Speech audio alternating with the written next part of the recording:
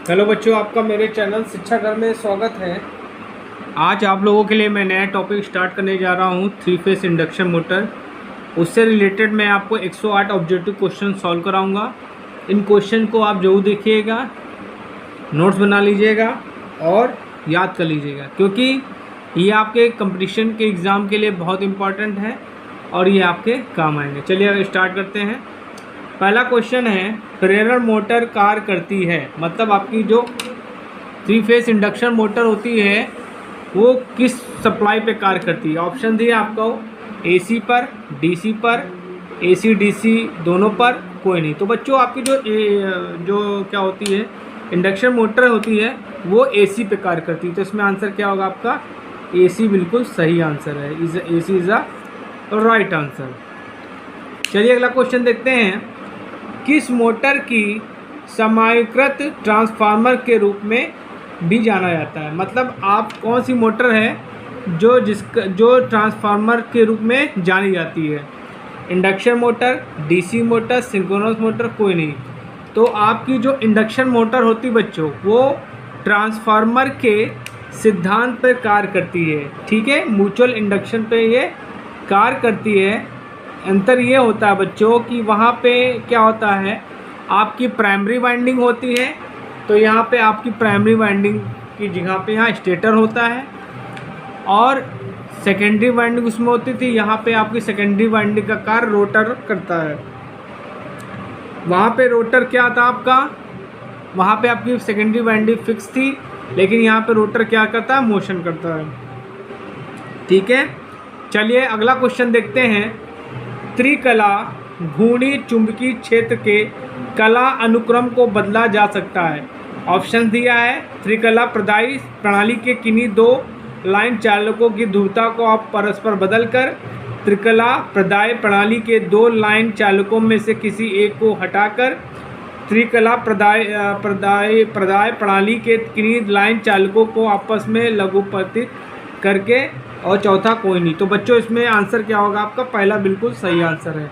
किसी भी किसी भी तीन में से दो को हम फेस सीक्वेंस चेंज कर देंगे तो आपकी क्या हो जाएगी, डायरेक्शन चेंज हो जाएगी। चलिए अगला क्वेश्चन देखते हैं। एक प्रेरण मोटर में उत्पन्न घूर्णक करंट, मतलब रोटर की जो करंट होती है की दिशा डैश डैश द्वारा निर्धारित की जा सकती है। पहला ऑप्शन दिया लेंज का नियम, दूसरा दिया है प्रेरण का नियम, तीसरा दिया है फ्लेमिंग के दाएं हाथ का नियम, चौथा है फ्लेमिंग के बाएं हाथ का नियम। तो बच्चों आंसर क्या होगा आपका, फ्लेमिंग के दाएं हाथ का नियम बिल्कुल सही आंसर है। चलिए अगला क्वेश्चन देखते हैं। एक प्रेरण मोटर में स्टेटर फ्रेम किस लिए प्रयुक्त होता है। ऑप्शन दिए हैं, आर्मेचर स्टैंपिंग को पोजीशन में पकड़े रहना, आर्मेचर को हवादार करना, संपूर्ण मशीन को सुरक्षित रखना, और फ्लश के लिए वापस पथ प्रदान करना। तो क्या होता है कि जो आर्मेचर फ्रेम होता है बच्चों, ये क्या करता है, ये फ्लक्स को पथ प्रदान करता है। तो इसमें आंसर क्या होगा आपका, चौथा बिल्कुल सही आंसर है। चलिए अगला क्वेश्चन देखते हैं बच्चों। निम्न में से कौन सा कंपोनेंट आमतौर पर सिलिकॉन स्टील से बना होता है। बेरिंग बनी होती, सॉफ्ट बना होता है, स्टेटर कोर बना होता है, कोई नहीं। तो बच्चों आपका जो 3 फेस इंडक्शन मोटर में जो स्टेटर कोर होता है वो क्या होता है, सिलिकॉन स्टील का बना होता है। सिलिकॉन स्टील क्यों यूज़ करते हैं बच्चों, हम लोग हिस्टोलिसिस लॉसेस को कम करने के लिए हम लोग सिलिकॉन स्टील का प्रयोग करते हैं। चलिए अगला क्वेश्चन देखते हैं। एक प्रेरण मोटर का फ्रेम आमतौर पर डैश डैश का बनाया जाता है। Silicon steel, cast iron, aluminium, पीतल। तो जो आपका फ्रेम होता है वो बच्चों क्या होता है, कास्ट आयरन का बना होता है। किसका बना होता है, कास्ट आयरन का।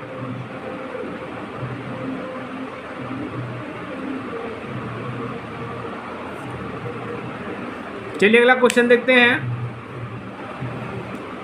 एक प्रेरण मोटर का सॉफ्ट बना होता है, ठीक है। ये क्वेश्चन जरूर आप पढ़िएगा, क्योंकि ये कई क्वेश्चन इसमें से आते हैं कि आपका योक किसका बना होता है, आर्मेचर किसका बना होता है, ये सब क्वेश्चन जरूर आते हैं, तो इनको जरूर आपको दिमाग में बैठाना है। चलिए अगला क्वेश्चन देखते हैं।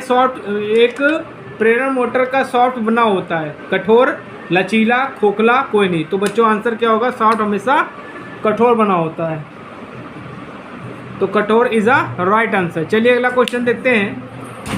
निम्नलिखित विधियों में से एक प्रेरण मोटर की स्लिप द्वारा प्राप्त किया जाता है? ठीक है, ऑप्शन दिए हैं। चुंबकीय सुई विधि, स्ट्रोबोस्कोपिक विधि, 2 स्लिप रिंग अक्रॉस शून्य केंद्र गैल्वेनोमीटर, सभी। तो बच्चों इसमें आंसर आपका क्या होगा? सभी राइट आंसर है। चलिए अगला क्वेश्चन देखते हैं। प्रेरण मोटर में क्राउंगलिंग के कारण होता है? उच्च भारों, कम वोल्टा आपूर्ति, मोटर में विकसित हार्मोनिक्स, मशीन की बनावट। तो बच्चों आंसर क्या होगा? मोटर में विकसित हार्मोनिक्स। चलिए अगला क्वेश्चन देखते हैं।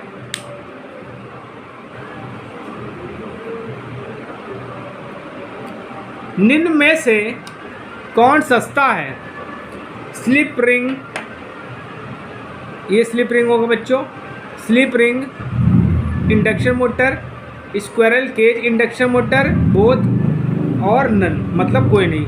तो बच्चों आंसर क्या होगा आपका? इसमें स्क्विरल केज इंडक्शन मोटर जो होती है वो सस्ती होती है। स्क्विरल केज इंडक्शन मोटर का आजकल वो ज़्यादा यूज़ करते हैं बच्चों। और इसका जो रोटर होता है वो क्या होता है? स्क्विरल केज के समान होता है, पिंजड़ा रूपी होता है, इसलिए हम लोग इसको स्क्विरल केज इंडक्शन मोटर भी कहते हैं। चलिए अगला क्वेश्चन देखते हैं। एक प्रेरण मोटर का स्टार डेल्टा प्रवर्धक क्या होता है?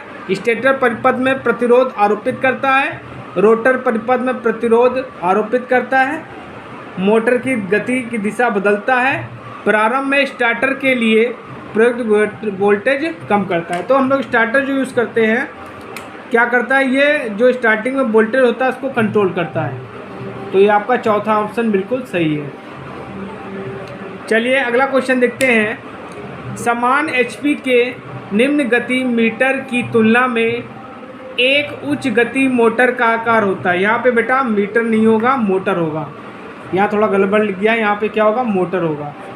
क्या लिखा है क्वेश्चन? समान एचपी के निम्न गति मोटर की तुलना में एक उच्च गति मोटर का आकार डैश डैश होता है।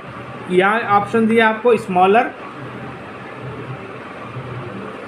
बिगर, सेम, नन। तो बच्चों इसमें आंसर क्या होगा? स्मॉलर होता है। ठीक है, smaller is a right answer. Smaller जो है आपका सही आंसर। चलिए अगला क्वेश्चन देखते हैं। एक प्रेरण मोटर के चालन की अवस्था में एक कला की स्थिति में मोटर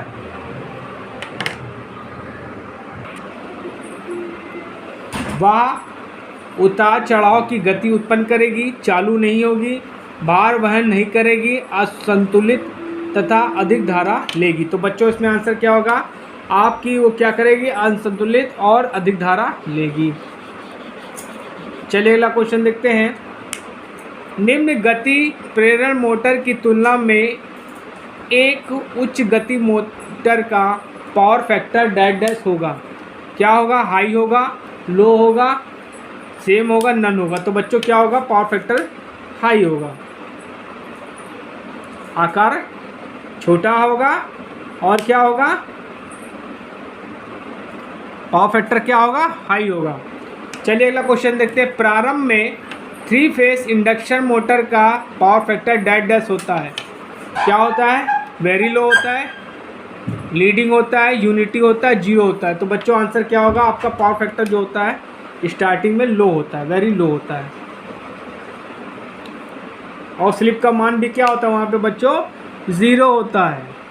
चलिए अगला क्वेश्चन देखते हैं। प्रेरण मोटर में प्राथमिक का मतलब डैश डैश होता है। केवल स्टेटर, रोटर और स्टेटर, रोटर और आर्मेचर, स्लिप रिंग और ब्रश। तो बच्चों आंसर क्या होगा? प्राथमिक मतलब क्या हुआ आपका? स्टेटर, और सेकेंडरी मतलब रोटर। प्राइमरी जो होगा आपका क्या होगा? प्राइमरी आपका स्टेटर होगा, सेकेंडरी आपका रोटर होगा। चलिए अगला क्वेश्चन देखते हैं। 3 फेस इंडक्शन मोटर समांतर डैश डैश पर चलती है। 0.6 पावर फैक्टर लैगिंग पे, 0.8 पावर फैक्टर लीडिंग पे,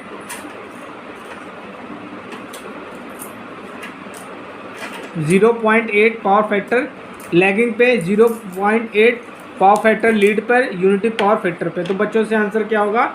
0.8 पावर फैक्टर लैगिंग पे। बच्चों आप मेरे वीडियोस को जो देखते रहिए, लाइक शेयर एंड सब्सक्राइब जो करिए। मैं आप लोगों की कंपटीशन की तैयारी करा रहा हूँ। इन क्वेश्चन को बड़े ध्यान से देखिए, चाहे तो आप लोग नोट्स बना लीजिए। चलिए अगला क्वेश्चन देखते हैं। एक प्रेरण मोटर का स्टेटर कोर डैश डैश का बना होता है। माइल्ड स्टील का बना होता है, सिलिकॉन स्टील स्टैंपिंग का बना होता है, सॉफ्ट वुड का बना होता है, लैमिनेटेड कास्ट आयरन का बना होता है। तो बच्चों इसमें आंसर क्या होगा आपका? सिलिकॉन स्टील स्टैंपिंग्स का बना होता है। चलिए अगला क्वेश्चन देखते हैं। आवृत्ति, गति और ध्रुवों की संख्या के बीच डैश डैश के द्वारा संबंध किया जाता है। NS is equal to 120 F/P, F is equal to 120 NS/P, NS is equal to 120 P/F, NS is equal to FP/120। तो बच्चों आंसर क्या होगा आपका? जो NS होता है सिंक्रोनस स्पीड,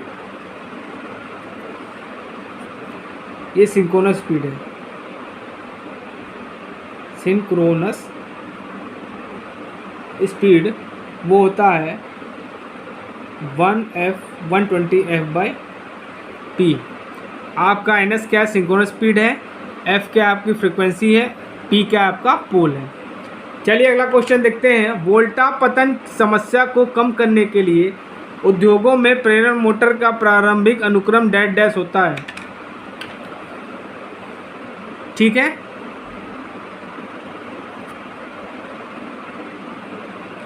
छोटे मोटर और बड़े मोटर, बड़े मोटर तब छोटे मोटर, सभी बड़े मोटर और छोटे मोटर के एक समय में, उपरोक्त में से कोई नहीं। तो बच्चों आंसर हो गया बड़े मोटर तब छोटे मोटर। चलिए अगला क्वेश्चन देखते हैं।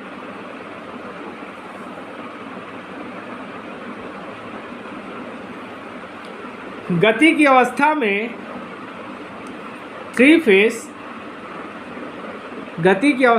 थ्री फेस इंडक्शन मोटर के रोटर प्रतिघात के डैश डैश के अनुक्रमानुपाती होता है। स्लिप के, सप्लाई वोल्टेज के, रोटर रेजिस्टेंस के, EMF के।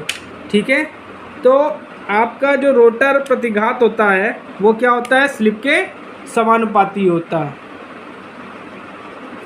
स्लिप के समानुपाती होता है। चलिए अगला क्वेश्चन देखते हैं। सर्पी वलय प्रेरण मोटर में घूर्णन धारा की आवृत्ति किसके द्वारा मापी जाती है? किसके द्वारा मापी जाती है?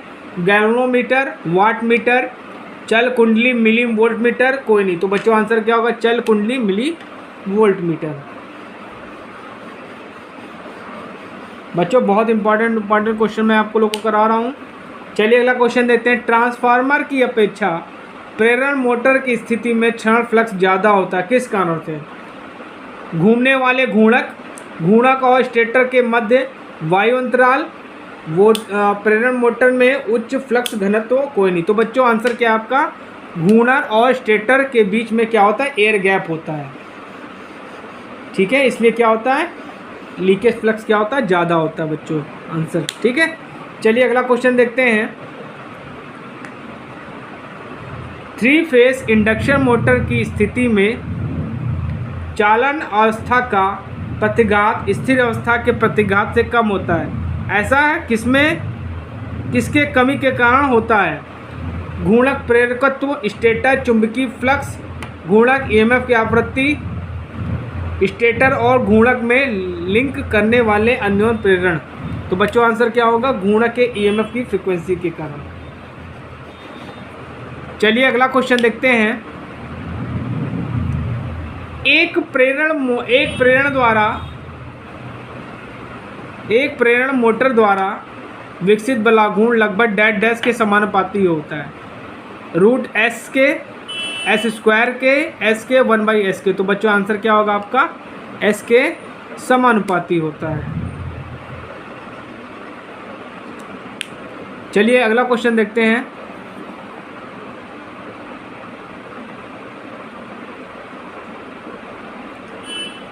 एक प्रेरण मोटर में दिए गए बलाघूर्ण को विकसित करने के लिए घूर्णन परिपथ में प्रवेश कराए गए प्रतिरोध के घूर्णन धारा में डैश डैश होता है, लगभग कोई परिवर्तन नहीं, वृद्धि कमी उपरोक्त में से कोई नहीं। तो बच्चों आंसर क्या होगा, लगभग कोई परिवर्तन नहीं होता है।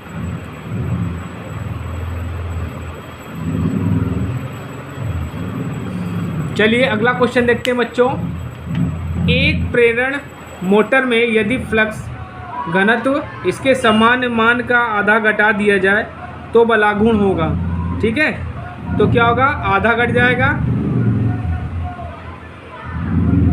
1/4 घट जाएगा, अपरिवर्तित रहेगा, 4 गुना बढ़ जाएगा। ठीक है, तो देखिए बच्चों क्या होता है, जो टार्क होता है वो क्या होता है, फ्लक्स के डायरेक्टली प्रोपोर्शनल होता है। ठीक है, यहाँ पे आप क्या कर रहे हैं, फ्लक्स को आधा कर रहे हैं, तो आपका टार्क भी क्या हो जाएगा, आधा हो जाएगा। मतलब यहाँ पे फ्लक्स इक्वल टू 1/2 है, तो टार्क भी क्या हो जाएगा, 1/2 हो जाएगा।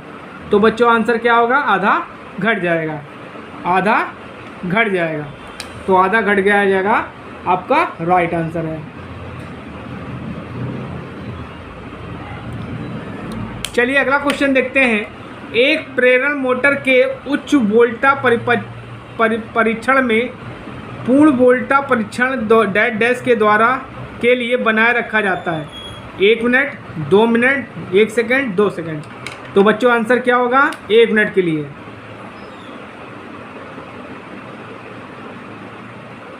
चलिए अगला क्वेश्चन देखते हैं।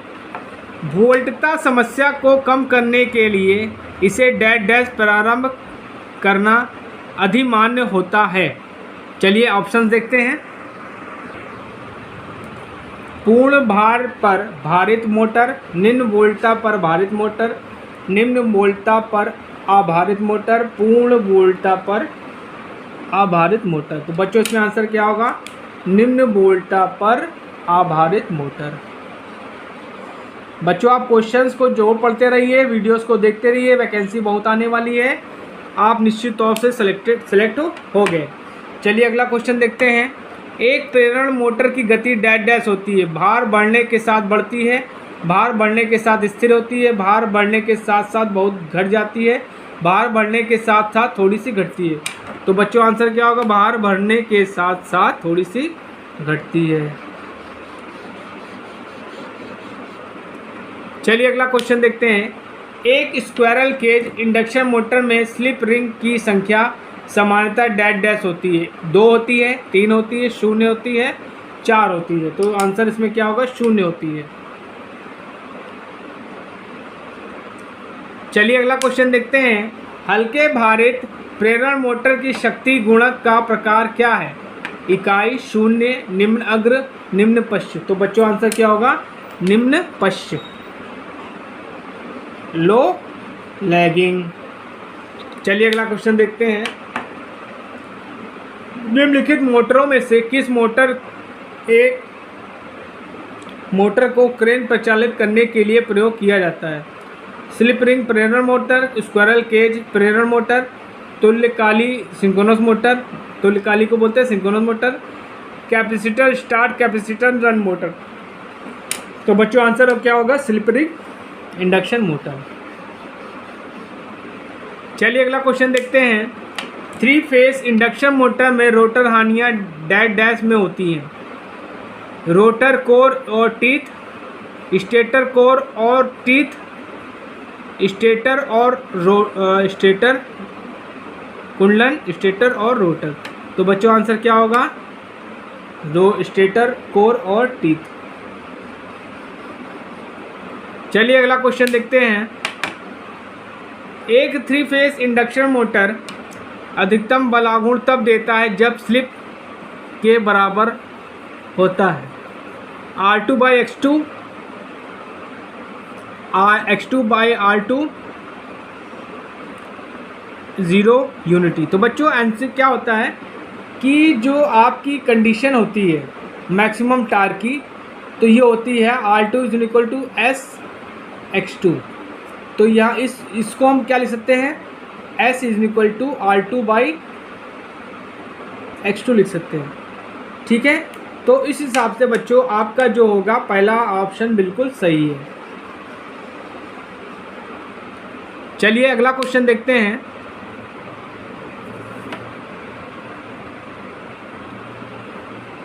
थ्री फेस इंडक्शन मोटर की डोल विधि, डायरेक्ट ऑनलाइन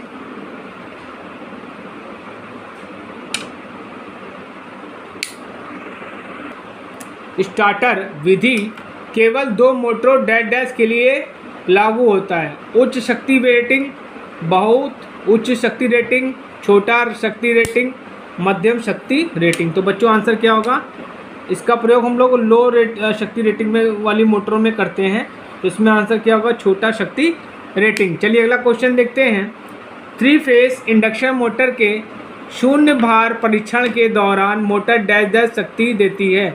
कोर हानि तथा ताम हानि के लिए, ताम हानि तथा वायु घर्षण के लिए, कोर हानि तथा वायु घर्षण हानि के लिए, ताम हानि की छोटी मान के लिए। तो बच्चों आंसर क्या होगा आपका, कोर हानि और वायु घर्षण हानि के लिए।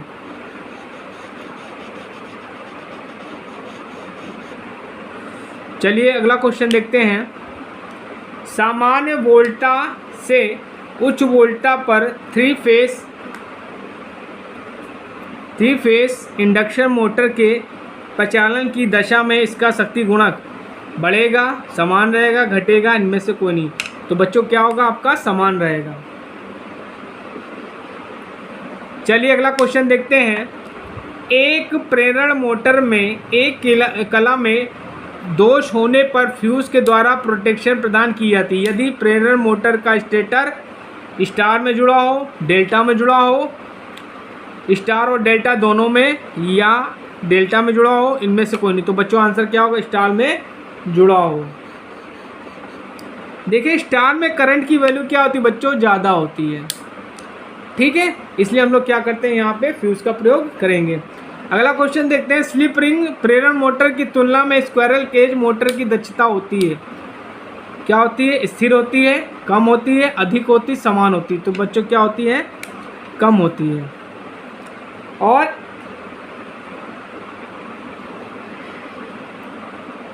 चलिए अगला क्वेश्चन देखते हैं। एक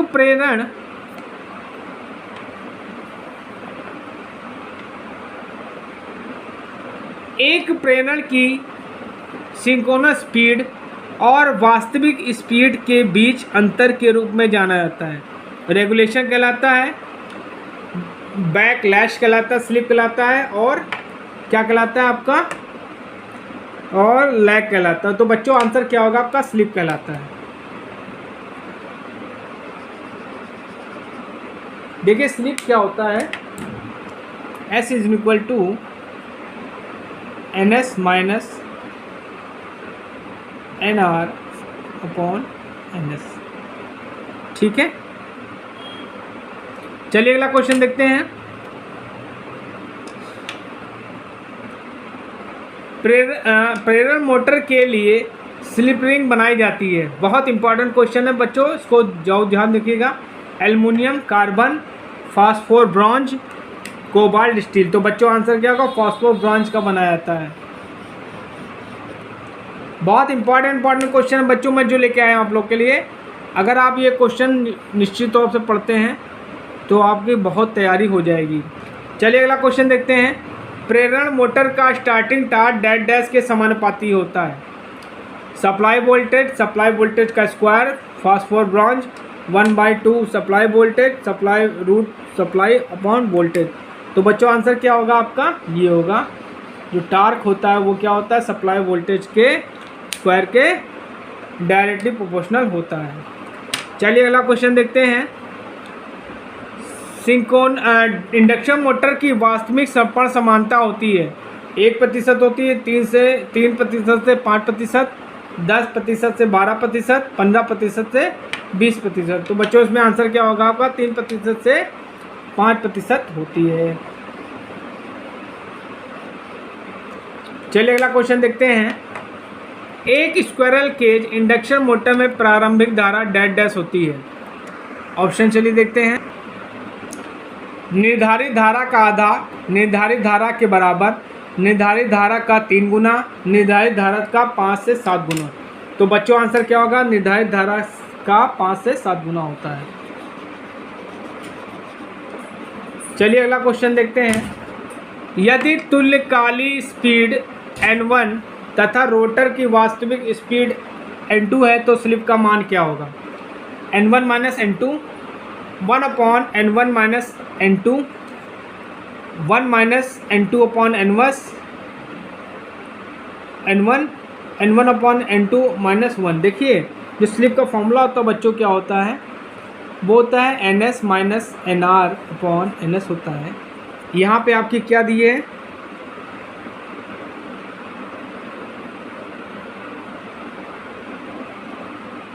यहाँ पे आपका क्या दिया है बच्चों?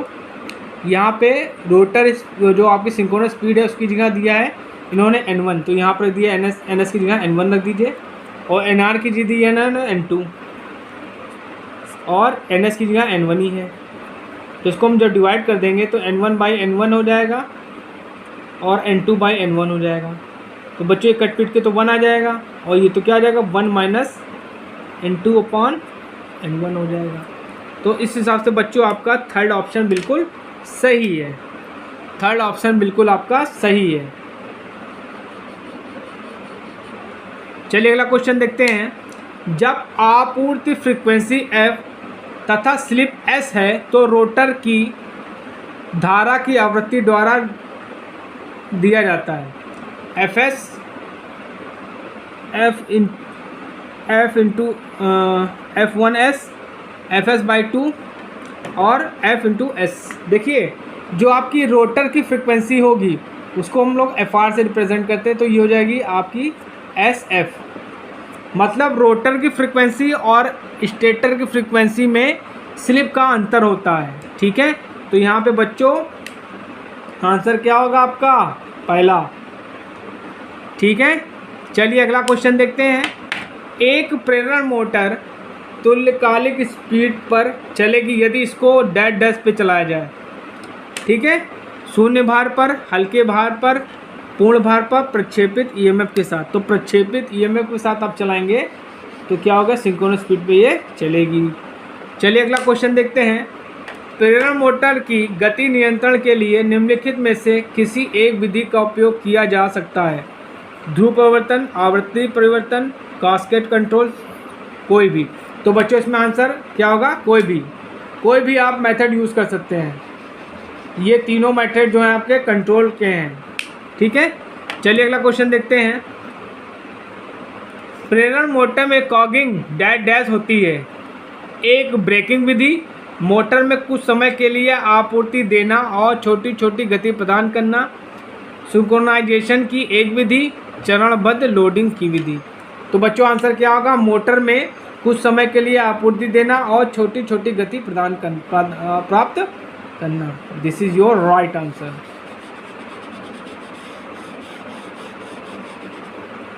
चलिए अगला क्वेश्चन देखते हैं बच्चों। प्रेरण मोटर की निम्न में से कौन सी विशेषता मोटर को कॉगिंग से बचने में सहायता करती है? ध्रुवों की अधिक संख्या, अच्छे इंसुलेटिंग पदार्थ का प्रयोग करके, स्लॉट को तिरछा करके, हाई स्लिप। तो बच्चों स्लॉट को अगर हम तिरछा कर देंगे तो कॉगिंग से बचा जा सकता है। चलिए अगला क्वेश्चन देखते हैं।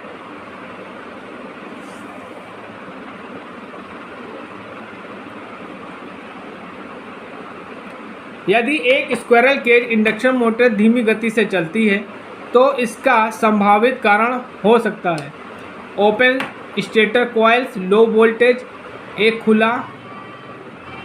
कला खुला है हुआ है, कोई भी। तो बच्चों इसमें आंसर क्या होगा? कोई भी एक कारण हो सकता है। या तो आपका स्टेटर ओपन कॉइल है, लो वोल्टेज है, या एक आपका फेस जो है खुला हुआ है। चलिए अगला क्वेश्चन देखते हैं। शुरुआत में जब प्रेरण मोटर को आपूर्ति दी जाती है तो रोटर में ईएमएफ, प्रेरित ईएमएफ डैश डैश होगा, 0, मैक्सिमम, मिनिमम, सेम। तो बच्चों आंसर क्या होगा? मैक्सिमम होगा। चलिए अगला क्वेश्चन देखते हैं।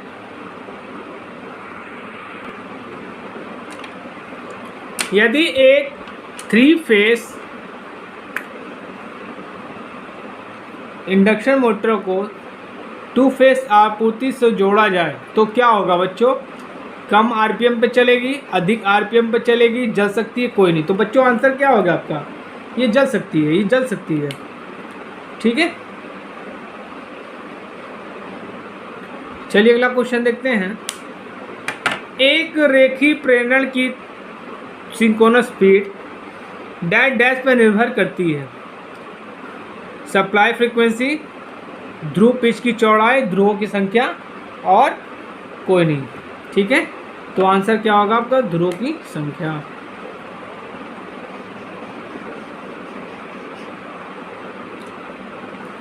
चलिए अगला क्वेश्चन देखते हैं। जब एक 3 फेस इंडक्शन मोटर समान गति पे चल रही है तो एक फ्यूज अचानक से जल जाए तो मोटर की धारा क्या होगी? बढ़ेगी, घटेगी, सामान्य रहेगी, शून्य हो जाएगी। देखिए जब बेटा फॉल्ट होता है तो करंट की वैल्यू बढ़ जाती है। ठीक है, तो क्या होगा? बढ़ेगी। चलिए अगला क्वेश्चन देखते हैं। 3 फेस इंडक्शन मोटर में किस प्रकार के रोटर का प्रयोग किया जाता है? दीर्घवृत्ताकार, चिकना हुआ, उभरा हुआ, स्क्वायरल केज और वाउंड, कंपेसेटेड और चिकना। तो बच्चों आंसर क्या होगा? हम लोग स्क्वायरल केज और वाउंड मोटर रोटर का प्रयोग करते हैं और मोस्टली बच्चों आजकल स्क्वायरल केज का ही यूज़ होता है। चलिए अगला क्वेश्चन देखते हैं।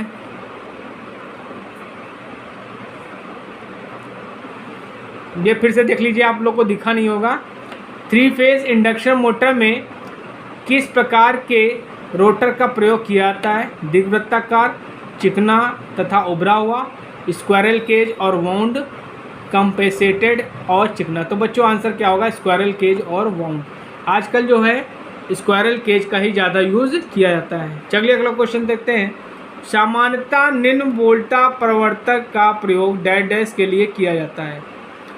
Squirrel cage induction motor, slip ring induction motor, both of above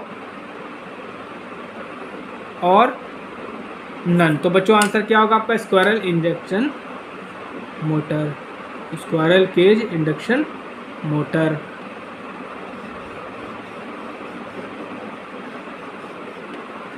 चलिए अगला क्वेश्चन देखते हैं, बहुत इंपॉर्टेंट है। डबल केज इंडक्शन मोटर में 2 रोटर केज डैश डैश में जुड़े होते हैं, स्टार में, डेल्टा में, पैरेलल में, सीरीज में। तो बच्चों आंसर क्या होगा आपका? इसमें पैरेलल आंसर बिल्कुल सही है। Parallel is the right answer. 3 face induction motor के प्रबंधन के लिए कौन सी विधि सबसे कम प्रयोग की जाती है? Star delta, primary resistance, auto transformer, across the line. तो बच्चों आंसर क्या होगा? प्राइमरी रेजिस्टेंस जो मेथड होता है इसका हम लोग प्रयोग कम करते हैं। मोस्टली जो है ऑटो ट्रांसफार्मर और स्टार डेल्टा का प्रयोग होता है। अब अगला क्वेश्चन देखते हैं। निम्नलिखित 3 face induction motor starting method में किसमें 6 स्टेटर टर्मिनल की आवश्यकता होती है? DOL, direct online starter, star delta starter, rotor rheostat, auto transformer. तो बच्चों आंसर क्या होगा? Star delta.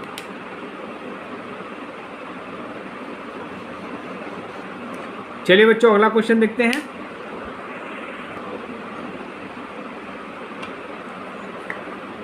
निम्नलिखित 3 फेस इंडक्शन मोटर प्रारंभिक विधियों में से किसमें 6 स्टेटर टर्मिनल की आवश्यकता होती है? DOL, direct online starter, star delta, rotor rheostat, auto transformer. तो क्या होगा? Star delta.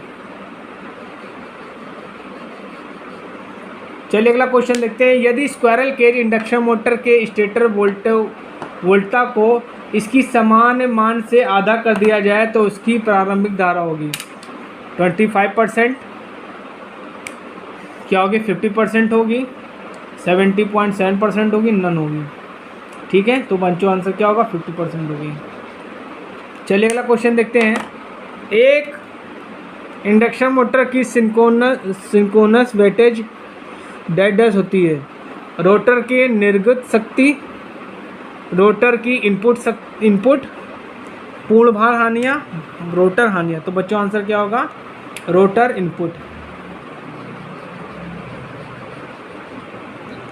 चलिए अगला क्वेश्चन देखते हैं बच्चों आप प्लीज़ मेरे चैनल को लाइक शेयर सब्सक्राइब जो करिए, जिससे मैं आप लोगों के लिए और अच्छे से वीडियो बनाता रहूं और आप लोगों की तैयारी करवाता रहूं।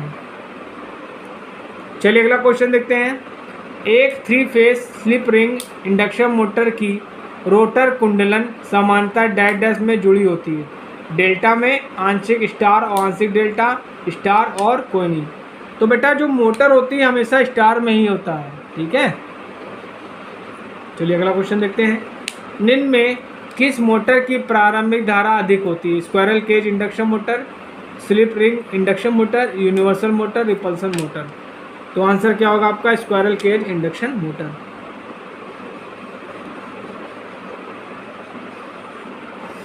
चलिए अगला देखते हैं question. Squirrel cage induction motor की स्लॉट समांतर डैश होती है। ओपन होती है, क्लोज होती है, सेमी क्लोज होती है, कोई नहीं। तो बच्चों आंसर क्या होगा ओपन होती है।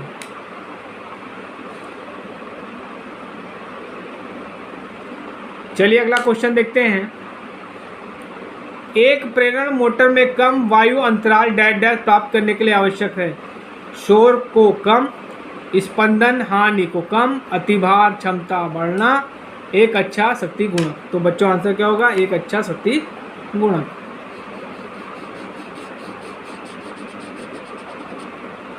चलिए अगला क्वेश्चन देखते हैं बच्चों।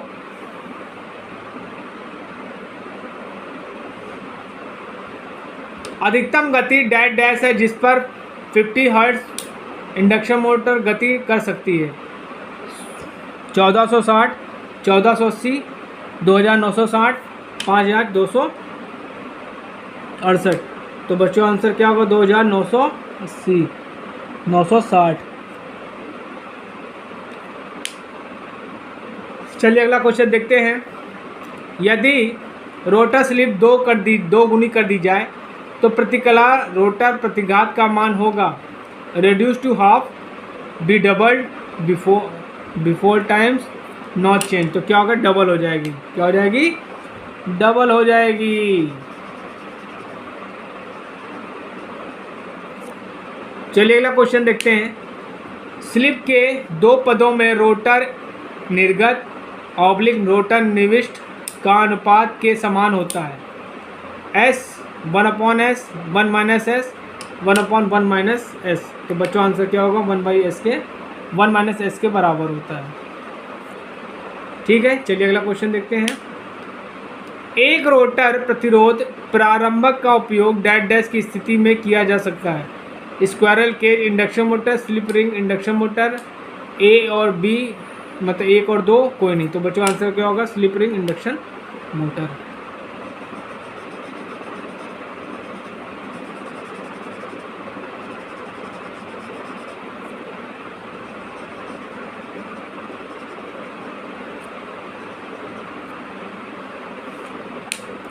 एक प्रेरण मोटर का सॉफ्ट डैश का बना होता है। High speed steel, stainless steel, carbon steel, cast iron. तो क्या होगा आपका कास्ट स्टील का बना होता है। चलिए अगला क्वेश्चन देखते हैं। प्रेरण मोटर के बलाघूर्ण संपर्ण वक्र का आकार होता है। परवलय, अति परवलय, आयता परवलय, सीधी रेखा। तो आयताकार परवलय।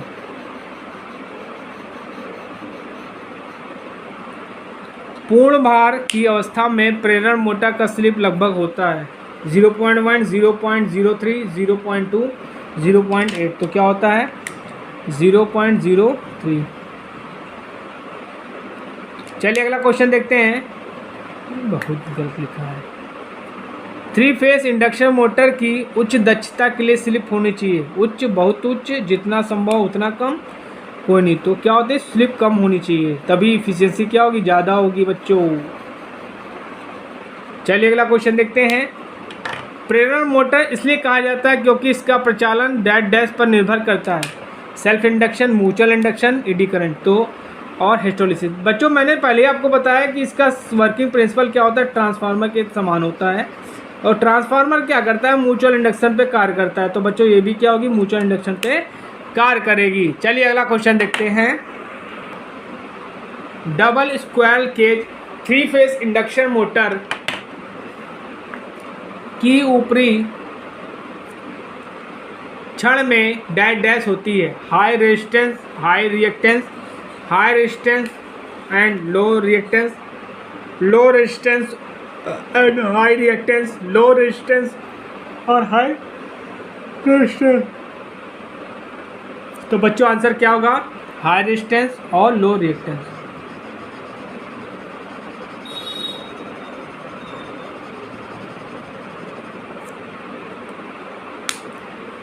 जब मोटर स्थिर अवस्था में होती है तो स्लिप रिंग प्रेरण में रोटर फ्रीक्वेंसी डैश डैश होती है।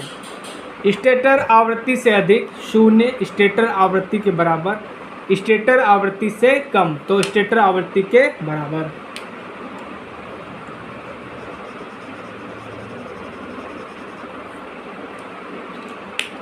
एक थ्री फेस इंडक्शन मोटर के क्षेत्र की घूमने की दिशा डैश डैश पर निर्भर करती है। ध्रुवों की संख्या, आपूर्ति वोल्टता के परिणाम, आपूर्ति आवृत्ति, आपूर्ति वोल्टता के कला अनुक्रम, तो आपूर्ति वोल्टता के कला अनुक्रम।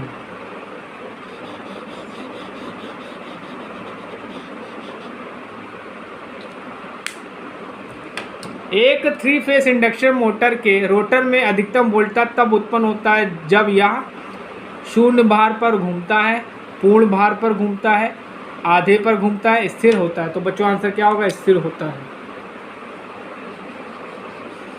चलिए अगला क्वेश्चन देखते हैं बच्चों। एक four squirrel cage induction motor के स्टेटर पर बाइंडिंग होती है 4, 3, 1, 2। तो बाइंडिंग बच्चों दो ही होगी ना, तो 4 तो हो नहीं सकती। तो बच्चों आंसर क्या होगा आपका, 2। चलिए अगला क्वेश्चन देखते हैं।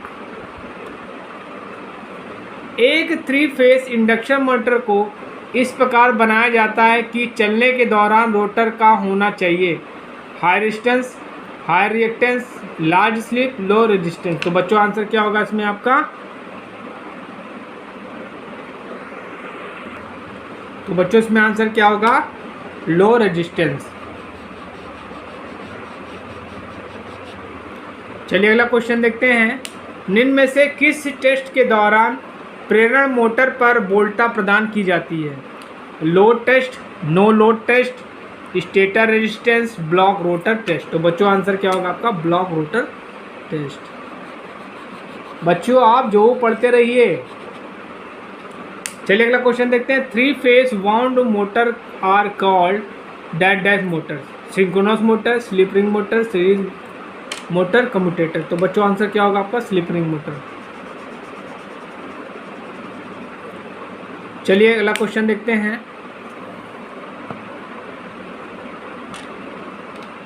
स्लिप रिंग प्रेरण मोटर के स्लिप को डैश डैश के द्वारा बदला जा सकता है। रोटर परिपथ में प्रतिरोध लगाकर, रोटर परिपथ में ईएमएफ को लगाकर, cascade connection, any of the above any method. मतलब इन मेथड में से कोई भी एक मेथड यूज करके हम कर सकते हैं।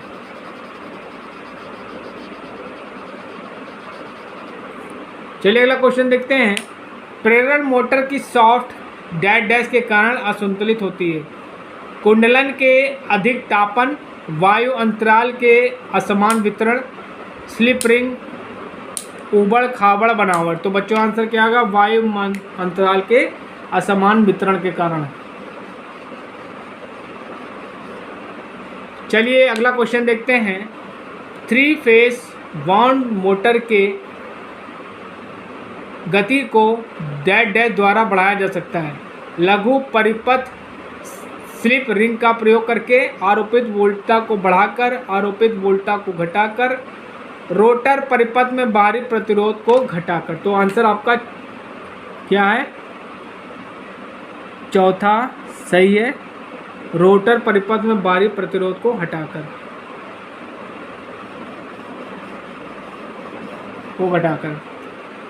चलिए अगला क्वेश्चन देखते हैं। एक प्रेरण मोटर में लघु परिपथ परीक्षण डैश डैश को निर्धारित करने के लिए प्रयोग नहीं किया जा सकता। वायु हानियाँ, ताप हानियाँ, रूपांतरण अनुपात, वृत्त आरेख की शक्ति स्केल। तो बच्चों आंसर क्या है? इसमें वायु हानियाँ होगा। वायु हानियाँ कुछ होता ही नहीं है, तो इसमें क्या होगा? वायु हानियाँ। चलिए अगला क्वेश्चन देखते हैं। एक प्रेरण मोटर के कॉगिंग को डैश डैश द्वारा बचाया जा सकता है। सही प्रकार संवाहन डोल प्रारंभक का उपयोग करके, ऑटो ट्रांसफार्मर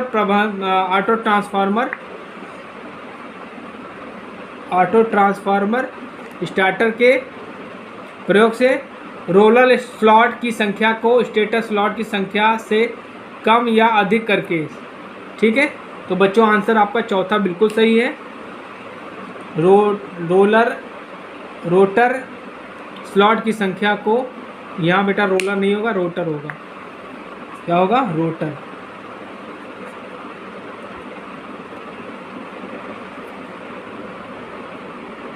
यहाँ पे क्या होगा? देखिए फिर से देख लेते हैं क्वेश्चन। एक प्रेरण मोटर के कॉगिंग को डैश डैश द्वारा बचाया जा सकता है। सही प्रकार संवाहन डोल स्टार्टर का प्रयोग करके, ऑटो ट्रांसफॉर्म स्टार्टर का प्रयोग करके, रोटर स्लॉट की संख्या को स्टेटर स्लॉट की संख्या से कम या अधिक करके। तो यही आपका चौथा ऑप्शन सही है।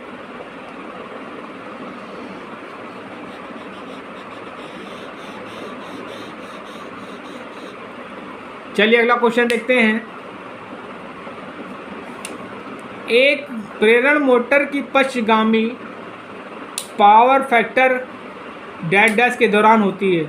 केवल प्रचालन, प्रारंभ और प्रचालन दोनों, कोई नहीं। तो बच्चों आंसर क्या होगा? ये आपका तीसरा ऑप्शन से, प्रारंभ और प्रचालन दोनों। चलिए अगला क्वेश्चन देखते हैं। एक 3 फेज इंडक्शन मोटर की घर्षण और वायु हानियाँ डैश डैश होती हैं। शून्य भार पर अधिकतम, शून्य भार पर न्यूनतम, सभी भार पर समान होती है, कोई नहीं। तो बच्चों आंसर क्या होगा आपका? शून्य भार पर अधिकतम होती है। चलिए अगला क्वेश्चन देखते हैं। 3 फेज इंडक्शन मोटर पर शून्य भार परीक्षण संचालित करके उसके परिणाम से डैश डैश गणना की जाती है। लौ हानियाँ, शून्य भार पर ताम हानियाँ, घूर्णी हानियाँ प्लस ताम हानियाँ, यांत्रिक हानियाँ। तो क्या होगा? घूर्णीय प्लस ताम्र हानियाँ।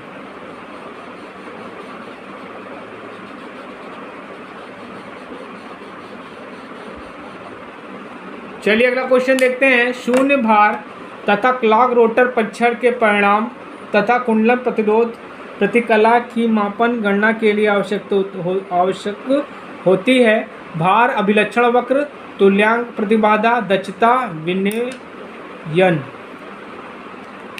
विनियमन। तो क्या होगा आंसर? दक्षता। चलिए अगला क्वेश्चन देखते हैं। एक 3 फेज मोटर में कभी कभी ताम छड़े डैश डैश के लिए रोटर के अंदर रखे जाते हैं। ताम हानियाँ घटाने, प्रारंभिक बलागुण सुधारने, शक्ति गुणक में सुधारने, दक्षता सुधारने। तो आंसर क्या होगा? प्रारंभिक बलागुण सुधारने में ऐसा करते हैं हम लोग। चलिए अगला क्वेश्चन देखते हैं। एक वाउंड रोटर मोटर में रोटर कुंडलन में वाउंड ध्रुवों की संख्या स्टेटर ध्रुवों के डैश डैश होती है। बराबर, अधिक, कम, कोई नहीं। तो बच्चों आंसर क्या होगा? कोई नहीं। बच्चों अभी तक मैंने ट्रांसफार्मर के आपको 3 लेक्चर्स बताए हैं। आने वाले दिनों में 2 लेक्चर्स और मैं आपको ऑब्जेक्टिव क्वेश्चंस के बताऊंगा, और डीसी मोटर और जनरेटर के भी 2 लेक्चर्स और बताऊंगा, क्योंकि बहुत इम्पॉर्टेंट टॉपिक्स हैं ये। चलिए अगला क्वेश्चन देखते हैं।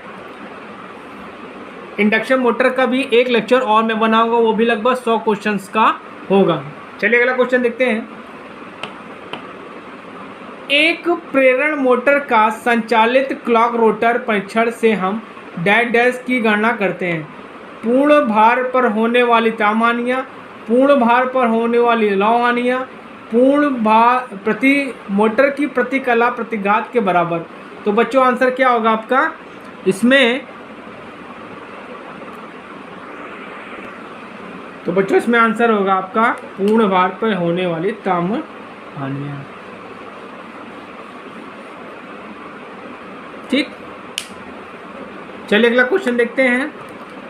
प्रेरण मोटर की संचान गति के बराबर नहीं हो सकती। तुल्यकालिक गति, संपर्ण गति, स्टेटर गति, चुंबकीय क्षेत्र की गति। तो बच्चों आंसर क्या होगा आपकी? तुल्यकालिक गति। चलिए अगला क्वेश्चन देखते हैं। एक प्रेरण मोटर, बहुत इंपॉर्टेंट क्वेश्चन है। एक प्रेरण मोटर की दक्षता डैश डैश होती है 50 से 60%, 80 से 90%, 70 से 80%, नन। तो बच्चों आंसर क्या होगा आपका? 80 से 90% तक क्या होती है इंडक्शन मोटर की इफिशिएंसी होती है। चलिए अगला क्वेश्चन देखते हैं। समान केवीए निर्धारण के लिए प्रेरण मोटर में रिसाव फ्लक्स ट्रांसफार्मर की अपेक्षा डैश डैश होती है। अधिक, कम, लगभग, बराबर, कोई नहीं। तो बच्चों आंसर क्या होगा? अधिक।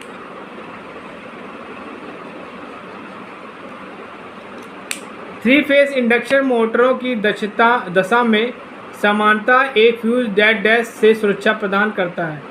High voltage, overload, short circuit, simple phasing. तो बच्चों आंसर क्या होगा? Short circuit. चलिए अगला क्वेश्चन देखते हैं। स्क्वायरल केज रोटर का प्रतिरोध होता है प्रतिघात से बड़ा, प्रतिघात के बराबर, प्रतिघात की तुलना में कम, में से कोई नहीं। प्रतिघात की तुलना में क्या होता है बच्चों? वो कम होता है। चलिए अगला क्वेश्चन देखते हैं। एक थ्री फेज प्रणाली में घूर्णीय चुंबकीय क्षेत्र के उत्पादन के लिए डैश स्थिति डैश डैश है। 3 कुंडलियां स्पेस में एक दूसरे से 120 डिग्री पे होनी चाहिए। कुंडलियों को थ्री फेज संतुलित धारा वहन करनी चाहिए। 3 कुंडलियां एक समतल में होनी चाहिए सभी। तो बच्चों आंसर क्या होगा? पहला ऑप्शन बिल्कुल सही है बच्चों। क्या होनी चाहिए? तीनों कुंडलियां क्या होनी स्पेस में एक दूसरे से 120 डिग्री के डिफरेंस पे होनी चाहिए। चलिए अगला क्वेश्चन देखते हैं। अधिकतम बलागुण को डैश डैश भी कहा जाता है। पुल आउट बलागुण, प्रारंभिक बलागुण, रनिंग बलागुण, स्टेटर बलागुण। तो इसको पुल आउट बलागुण भी हम लोग कहते हैं।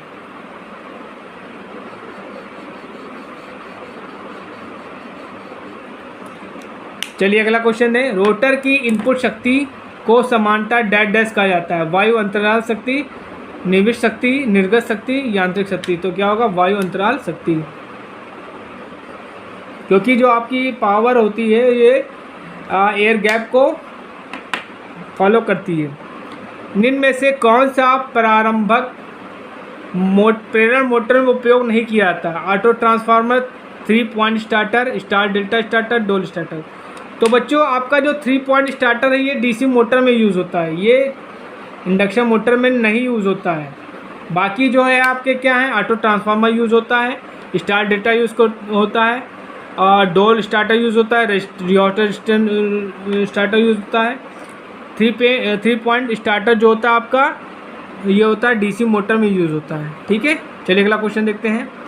लास्ट क्वेश्चन बच्चों। लघुपथ की अवस्था में प्रेरण की शक्ति गुणक डैश डैश को डैश डैश निर्धारित किया जाता है। शून्य भार परीक्षण, ब्लॉक रोटर परीक्षण, खुला परिपथ परीक्षण, कोई नहीं। तो एक्चुअली क्या है बच्चों? इसमें आंसर क्या होगा आपका? ब्लॉक रोटर परीक्षण। तो बच्चों आज मैंने आपको 108 question three phase induction Motors के बताए हैं जो कि आपके लिए बहुत इंपॉर्टेंट है। इनको ध्यान से पढ़िएगा, समझिएगा और हो सके तो अपने नोट्स की कॉपी में इसको लिख लीजिएगा। और प्लीज़ मेरे चैनल को लाइक, शेयर एंड सब्सक्राइब जरूर करिए जिससे मैं आप लोगों के लिए इसी तरह अच्छे अच्छे वीडियोस बनाता रहूं और आप लोगों की तैयारी होता रहूं और निश्चित तौर पे आप सफलता पाएंगे। Thank you. हेलो बच्चों, आपका मेरे चैनल शिक्षा घर में स्वागत है। आप लोग मेरे वीडियोस को बड़े प्यार से देख रहे हैं और निश्चित तौर से तैयारी कर रहे हैं। आपका रिस्पांस देख के मुझे बहुत अच्छा लग रहा है। आप लोग इसी तरह रिस्पांस देते रहिए और उसी रिस्पांस की शक्ति से मैं आप लोगों के लिए वीडियोस बनाता रहूँगा। चलिए आज देखते हैं इंडक्शन मोटर के 50 इम्पॉर्टेंट क्वेश्चन, जो कि आपका लेक्चर नंबर 2 है। चलिए स्टार्ट करते हैं। ये क्वेश्चन बहुत इम्पॉर्टेंट है बच्चों, ख़ास तौर से उन लोगों के लिए जो ऑनलाइन कंपटीशन की तैयारी कर रहे हैं, चाहे आपका यूपी पीसीएल हो, चाहे आपका यूपी आर्विनल हो, चाहे आपका एसएससी जेई हो, चाहे आपका यूपी ट्रिपल एससी जेई हो, चाहे आपका एनटीपीसी हो, एलएमआरसी हो, रेलवे हो, कुछ भी हो, सबके लिए इम्पॉर्टेंट क्वेश्चंस हैं। इनको बड़े ध्यान से देखिए। इससे पहले की वीडियो में मैंने आपको 108 क्वेश्चंस इंडक्शन मोटर के पढ़ाए थे। आज उसी कड़ी में हम 50 और क्वेश्चन इंडक्शन मोटर के डिस्कस करेंगे। चलिए अगला क्वेश्चन देखते हैं, स्टार्ट करते हैं। क्वेश्चन है बच्चों, निम्न में से कौन सा प्रेरण मोटर नहीं है? ठीक है, आपसे पूछ रहा है कि निम्न में से कौन सा प्रेरण मोटर नहीं है। Squirrel cage, slip ring, reluctance, double cage. तो देखिए क्या है बच्चों, स्क्वायरल केज इंडक्शन मोटर भी होती है। Squirrel cage induction motor,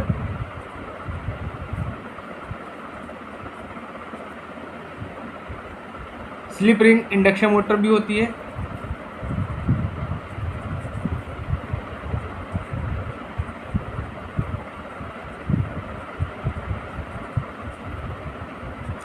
double cage भी इंडक्शन मोटर होती है।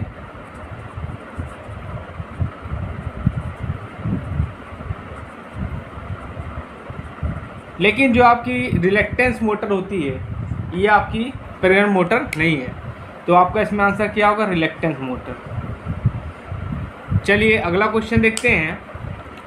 एक प्रेरण मोटर में रोटर धारा के कारण स्टेटर कोर के सापेक्ष घूर्णीय क्षेत्र की गति डैश डैश होती है। ठीक है, आपको दिया है एन, दिया है एस इंटू एन एस और एस एन। तो बच्चों इसमें आंसर क्या होगा? एन एस होती है। क्या होती है? एन एस होती है। एन एस राइट आंसर है आपका। चलिए अगला क्वेश्चन देखते हैं। एक 3 फेस इंडक्शन मोटर में रोटर धारा डैश डैश के द्वारा उत्पन्न होती है। Induction effect, Lenz law, rotor supply, इनमें से कोई नहीं। तो इंडक्शन इफेक्ट के कारण जो होती है आपकी रोटर धारा जो होती है उत्पन्न होती है।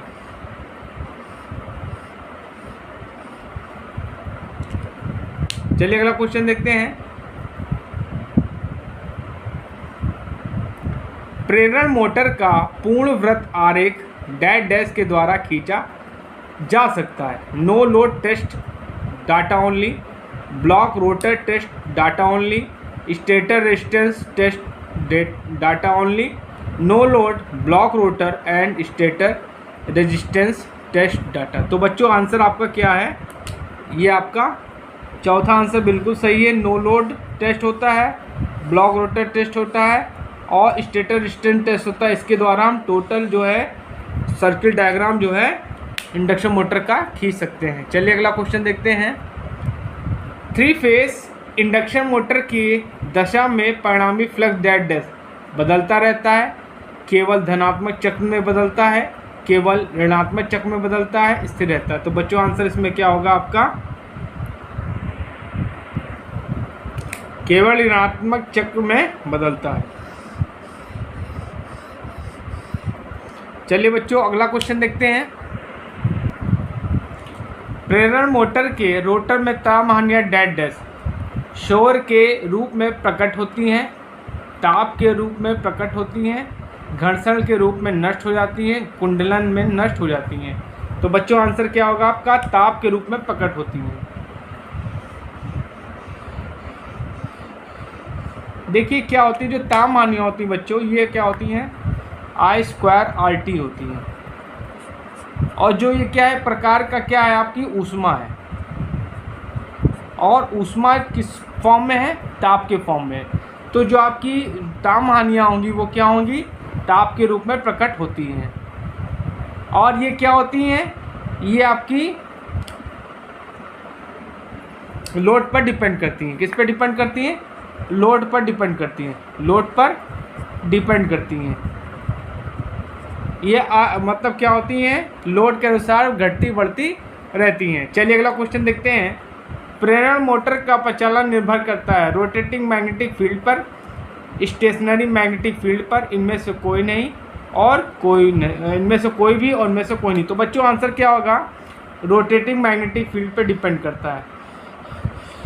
आपको पता होगा कि जो हम 3 फेज वाइंड स्टेटर के 3 फेज वाइंडिंग पे, हम इंडक्शन मोटर की 3 फेज वाइंडिंग पे, स्टेटर वाइंडिंग पे सप्लाई देते हैं, तो क्या होता है 3 phase rotating magnetic field generate होता है, जो पास होकर एयर गैप से होकर क्या होता है रोटर के पास पहुंचता है। और दोनों में रिएक्शंस होती हैं, जिसके कारण क्या होती है, मैग्नेटिक फील्ड के डायरेक्शन में क्या होती है, इंडक्शन मोटर घूमने लगती है।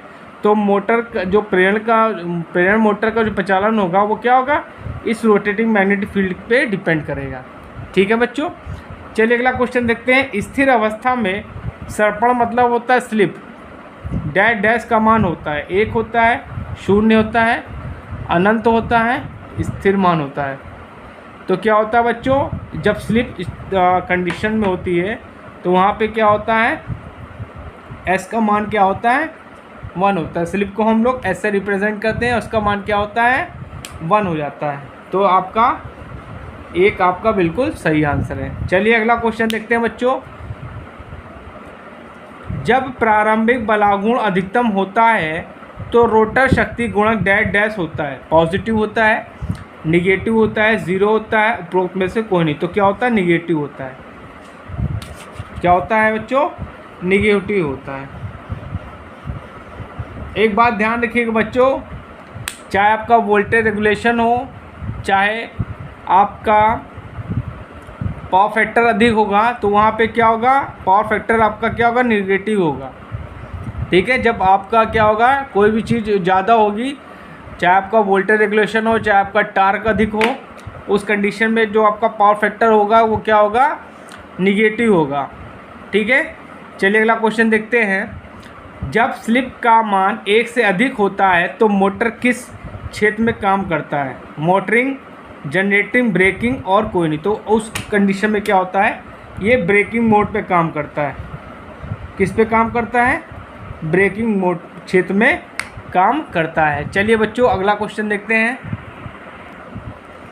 प्रेरण मोटर में रोटर निविष्ट तथा रोटर ताम हानिया का अनुपात होता है S 1/S 1-S 1/1-S। तो बच्चों आंसर क्या होगा आपका, 1/S होता है।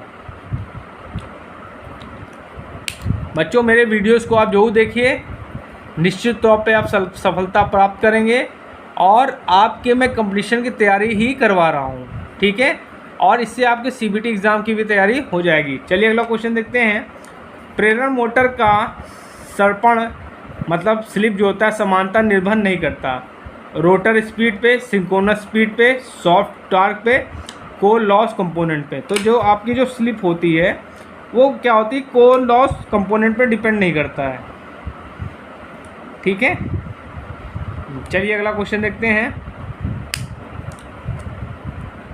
बहुकला प्रेरण मोटर में निम्न वायु अंतराल सहायता करता है, क्राउलिंग की संभावना कम हो जाती है, प्रारंभिक बलागुण बढ़ती है, कॉगिंग की संभावना कम हो जाती है, चुंबकीय धारा कम हो जाती है। तो बच्चों आंसर क्या होगा, जब एयर गैप जो होता है उस क्या होता है, उससे चुंबकीय जो मैग्नेटाइजिंग करंट होती है वो क्या होती है, कम हो जाती है। ठीक है, चलिए अगला क्वेश्चन देखते हैं। प्रेरण मोटर में जब वायु अंतराल बढ़ाया जाता है तो चुंबकीय धारा बढ़ती है, जबकि लघुपथ धारा बढ़ती है, घटती है, बदलती नहीं है, नियत रहती है।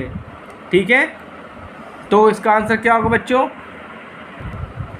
तो बच्चों इसमें आंसर क्या होगा, नियत रहती है, ये आपकी धारा बदलती नहीं है। चलिए अगला क्वेश्चन देखते हैं। प्रेरण मोटर का लाभ डैश डैश होता है, less output, simple in construction, less maintenance, all. तो बच्चों इसमें तीनों ऑप्शन बिल्कुल सही हैं, तो इसमें आंसर क्या होगा, ऑल। चलिए अगला क्वेश्चन देखते हैं। सर्पण गति डैश डैश होती है, मतलब स्लिप स्पीड स्लिप क्या होती है, तुल्यकाली और रोटर की वास्तविक गति का अंतर, वास्तविक रोटर की गति और तुल्यकाली गति का अंतर, तुल्यकाली और रोटर की गति का योग, तुल्यकाली तथा रोटर गति का आधा। तो बच्चों आपका जो एस होता है वो होता है NS upon NR upon NS। तो ये आपकी क्या हो गई, सिंक्रोनस स्पीड हो गई, और ये आपकी रोटर स्पीड हो गई। तो आपको बच्चों आंसर क्या होगा, आपका पहला आंसर बिल्कुल सही है, तुल्यकालिक तथा रोटर की वास्तविक गति का अंतर होता है।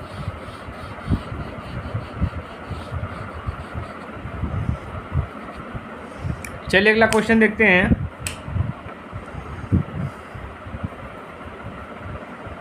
सर्पण मतलब स्लिप S बराबर 1 पर मशीन में विकसित बलागुण होता है, स्टार्टिंग टार्क होता है, मैक्सिमम टार्क होता है, इलेक्ट्रोमैग्नेटिक टार्क होता है, कोई नहीं होता है। तो बच्चों क्या होता है, वो स्टार्टिंग टार्क होता है। वो क्या होता है बच्चों, स्टार्टिंग टार्क होता है, ठीक है। और जो टार्क होता है बच्चों, इन चीज़ों पे डिपेंड करता है। Torque is directly proportional to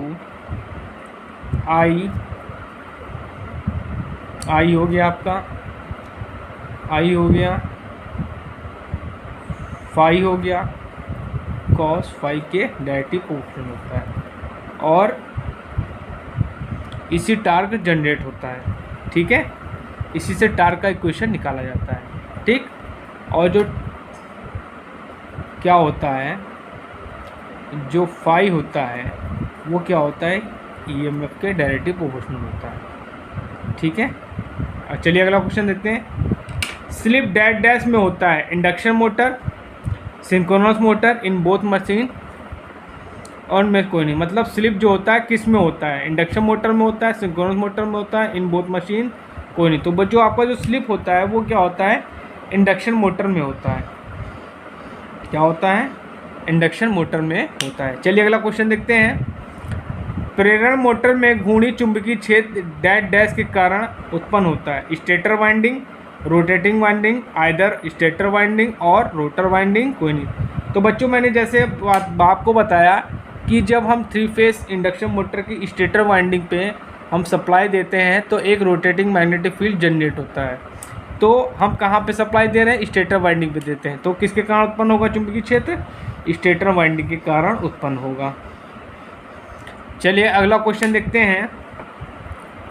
come हुए वायु अंतराल का परिणाम डैश डैश में वृद्धि है, कॉस्ट ऑफ ऑपरेशन उत्पादन की कीमत, ठीक है, braking torque, starting torque, power factor. तो आपका आंसर क्या होगा, पावर फैक्टर, ठीक। चलिए अगला क्वेश्चन देखते हैं। बच्चों मेरे द्वारा बनाए गए वीडियोस को जरूर देखिए, ये बहुत इंपॉर्टेंट क्वेश्चंस हैं, ये आपके कंपटीशन में आए हुए हैं, इनको बड़े ध्यान से देखिए और लाइक शेयर एंड सब्सक्राइब जरूर करिए। चलिए अगला क्वेश्चन देखते हैं। एक प्रेरण मोटर की तुल्यकालिक गति डैश डैश के द्वारा बढ़ाया जाएगा, आवृत्ति को घटाकर, ध्रुवों की संख्या को बढ़ाकर, आवृत्ति को बढ़ाकर, गति को नहीं बढ़ाया जा सकता। तो बच्चों आंसर क्या होगा, आपकी जो तुल्यकालिक गति होती है उसको हम क्या होते हैं, फ्रीक्वेंसी को बढ़ाकर जो है स्पीड बढ़ा सकते हैं, ठीक है। चलिए अगला क्वेश्चन देखते हैं। केज रोटर को तिरछा करने से निम्न लाभ होता है, निम्न शोर, लॉकिंग प्रवृत्ति घटती है, एक समान बलागुण, उपरोक्त सभी। तो बच्चों जो आपको तीनों ऑप्शन दिए हैं ये तीनों प्राप्त होते हैं, इसलिए आपका क्या होगा, उपरोक्त सभी आंसर बिल्कुल सही है। चलिए अगला क्वेश्चन देखते हैं। मोटर में जब रोटर स्लॉट की संख्या स्टेटर स्लॉट के बराबर हो जाती तो मोटर नहीं घूमती, तो इसको क्या कहते हैं, क्रॉलिंग कहते हैं, कॉगिंग कहते हैं, वायु अंतराल कहते हैं, सापेक्ष गति कहते हैं। तो बच्चों इस कंडीशन को क्या कहते हैं, हम कॉगिंग कहते हैं। This number this condition is known as cogging. चलिए अगला क्वेश्चन देखते हैं। स्क्वायरल केज इंडक्शन मोटर की गति परिवर्तन अनिवार्य रूप से के समान होती है। DC shunt motor, DC series motor, synchronous motor, differential compound motor. तो बच्चों आंसर क्या होगा आपका? DC shunt motor. ठीक है, चलिए अगला क्वेश्चन देखते हैं। एक प्रेरण मोटर में पल्सेशन हानि और शोर को का उपयोग करके कम किया जा सकता है। अर्ध खुले स्लॉटों की बड़ी संख्या, संकीर्ण स्लॉटों की बड़ी संख्या, संकीर्ण स्लॉटों की कम संख्या, उपरोक्त में से कोई नहीं। तो आपका आंसर क्या होगा? दूसरा ऑप्शन बिल्कुल सही, संकीर्ण स्लॉटों की बड़ी संख्या।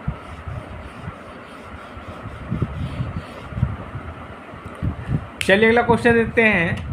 निम्न में से किन मोटरों को सबसे जटिल गति नियंत्रण व्यवस्था की आवश्यकता होती है?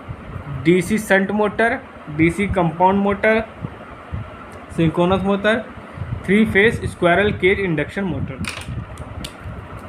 तो आपका बिल्कुल चौथा आंसर बिल्कुल सही है, 3 phase squirrel cage induction motor is the right answer. बच्चों मेरे चैनल को लाइक, शेयर एंड सब्सक्राइब जरूर करिए जिससे आपकी तैयारी हो सके। चलिए अगला क्वेश्चन देखते हैं। 3 फेज प्रेरण मोटर के एक फेज के समांतर में प्रतिरोध डालने का क्या कार्य है? उच्च प्रारंभिक बलागुण प्राप्त करने के लिए, स्मूथ स्टार्टिंग प्राप्त करने हेतु, स्टार्टिंग धारा का बहुत कम मान प्राप्त करने के लिए, अधिकतम उच्च बलागुण प्राप्त करने के लिए। तो बच्चों आंसर क्या होगा? स्मूथ स्टार्टिंग प्राप्त करने हेतु।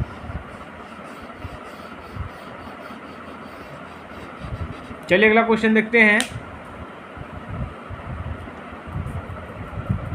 यदि असंतुलित सप्लाई पर प्रेरण मोटर चलाना है तो उसे चलाया जाना चाहिए कम लोड, उच्च लोड, कम गति, उच्च गति। तो इसका आंसर होगा, तो बच्चों आंसर है इसका आपका कम लोड। कम load is the right answer. चलिए अगला क्वेश्चन देखते हैं। प्रेरण मोटर की ओवरहीटिंग डैश के कारण हो सकती है। Overloading, loss of ventilation, low supply voltage, any of the above. तो कोई एक कारण से हो सकता है। तो आपका चौथा आंसर बिल्कुल सही है। चलिए अगला क्वेश्चन देखते हैं। निम्न में से कौन सा वृत्त आरेख द्वारा ज्ञात नहीं होता है? Frequency, power factor, frequency output. तो बच्चों आपकी जो फ्रीक्वेंसी होगी वो आपका क्या होगा? सर्किट डायग्राम से नहीं प्राप्त होगा। चलिए अगला क्वेश्चन देखते हैं। एक वाउंड रोटर प्रेरण मोटर को मुख्यतः वहाँ अनुप्रयोग में लाते हैं जहाँ कम कीमत की मोटर की आवश्यकता नहीं होती, प्रारंभिक निम्न बलागुण होती है, प्रारंभिक उच्च बलागुण होती है, शक्ति गुणक निम्न होता है। तो जहाँ पे हमको हाई टार्क चाहिए होता है वहाँ पे इसका हम स्टार्टिंग जो हाई टार्क चाहिए होता है वहाँ पे इसका हम लोग प्रयोग करते हैं। चलिए अगला क्वेश्चन देखते हैं, बहुत इंपॉर्टेंट है। उच्च प्रारंभिक बलागुण तथा निम्न प्रारंभिक धारा डैश का लाभ होता है। Squirrel cage induction motor, hysteresis motor, slip ring induction motor, stepper motor. तो बच्चों आंसर क्या होगा आपका? Slip ring induction motor is the right answer. चलिए बच्चों अगला क्वेश्चन देखते हैं।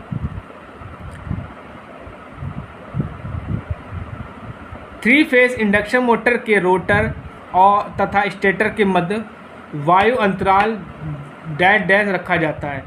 As wide as possible, as small as possible, air does not matter none. तो बच्चों आंसर क्या होगा आपका? जितना पॉसिबल हो सके उसको उतना कम रखा जाए, छोटा रखा जाए, जिससे क्या हो आपका जो रोटेटिंग मैग्नेटिक फील्ड बने उस पर इफेक्ट ज़्यादा ना पड़े। चलिए अगला क्वेश्चन देखते हैं।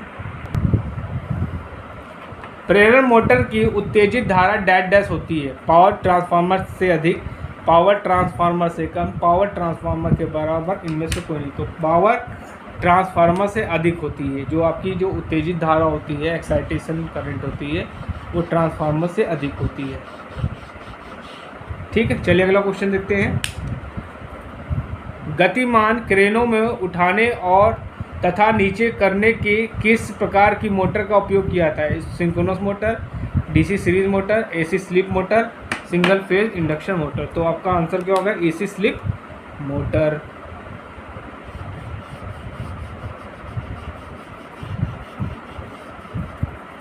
चलिए अगला क्वेश्चन देखते हैं।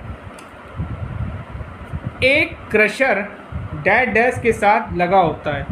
DC shunt motor, synchronous motor, slip ring induction motor, reactance motor. तो आंसर हो गया आपका स्लिप रिंग इंडक्शन मोटर।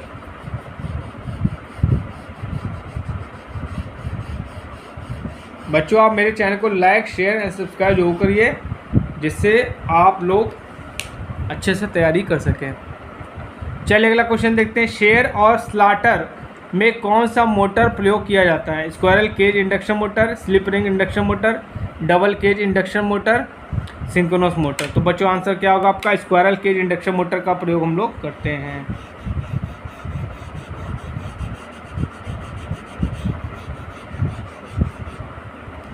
चलिए अगला क्वेश्चन देखते हैं।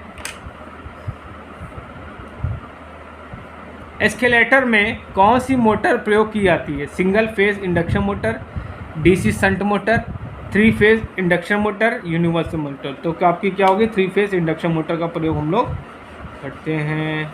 बच्चों ये क्वेश्चन बहुत इंपॉर्टेंट है, ये पूछा जाता है कौन सी मोटर कहाँ यूज़ होती है। इनमें से 1-2 क्वेश्चन जरूर आपके एग्जाम में आते हैं, इनको बड़े ध्यान से जरूर पढ़िएगा। एक 3 फेज इंडक्शन मोटर को डैश डैश के रूप में इंगित किया जा सकता है। Asynchronous motor, transformer, repulsion motor, shunt motor. तो इसको हम लोग असिंक्रोनस मोटर बोलते हैं। इसको क्या बोलते हैं? असिंक्रोनस मोटर भी हम लोग बोलते हैं। चलिए अगला क्वेश्चन देखते हैं। ध्रुव बदलाव विधि डैश डैश प्रेरण मोटर के लिए उपयुक्त होता है? Wound, cage, linear, none of these. तो आपका क्या आंसर होगा? केज।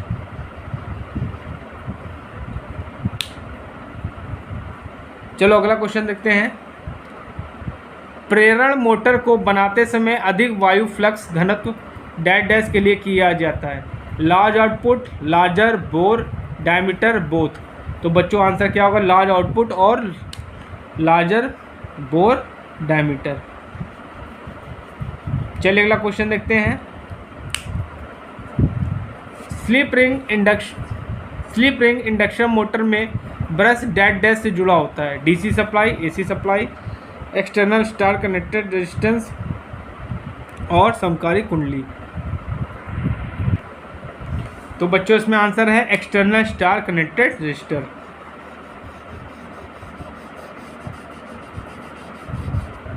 चलिए अगला क्वेश्चन देखते हैं।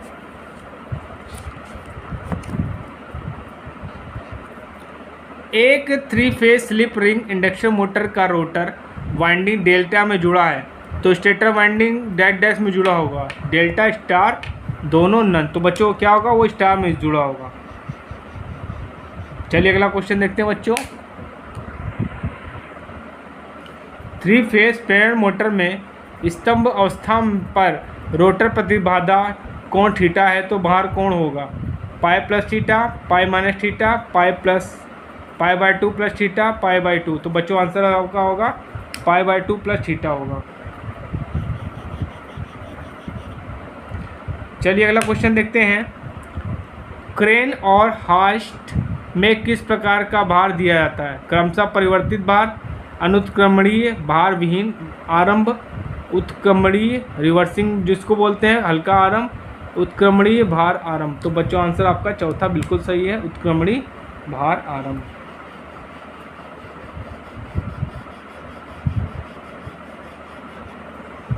चलिए अगला क्वेश्चन देखते हैं। गति नियंत्रण की निम्न में से कौन सी विधि स्टेटर साइड के माध्यम से प्रभावित नहीं होती? पोलों की संख्या का परिवर्तन, रोटर प्रतिरोधों का परिवर्तन, सप्लाई वोल्टेज आवृत्ति का परिवर्तन, सप्लाई वोल्टेज का परिवर्तन। तो क्या होगा? रोटर प्रतिरोध का परिवर्तन।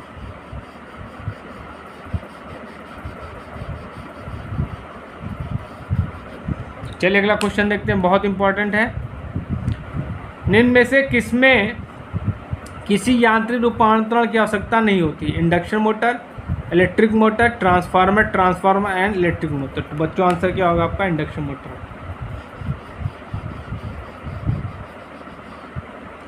चलिए अगला क्वेश्चन देखते हैं, सेकंड लास्ट क्वेश्चन। निम्न एचपी इंडक्शन मोटर में क्या होता है? एचआरसी फ्यूज होता है, थर्मल ओवरलोड रिलेज होती हैं, HRC fuse and thermal overload relay होती हैं, और क्या होता है? बायमेटेलिक रिलेज होती है। तो बच्चों इसमें आंसर क्या होगा? इसमें आंसर होगा बच्चों HRC fuse and thermal overload relay.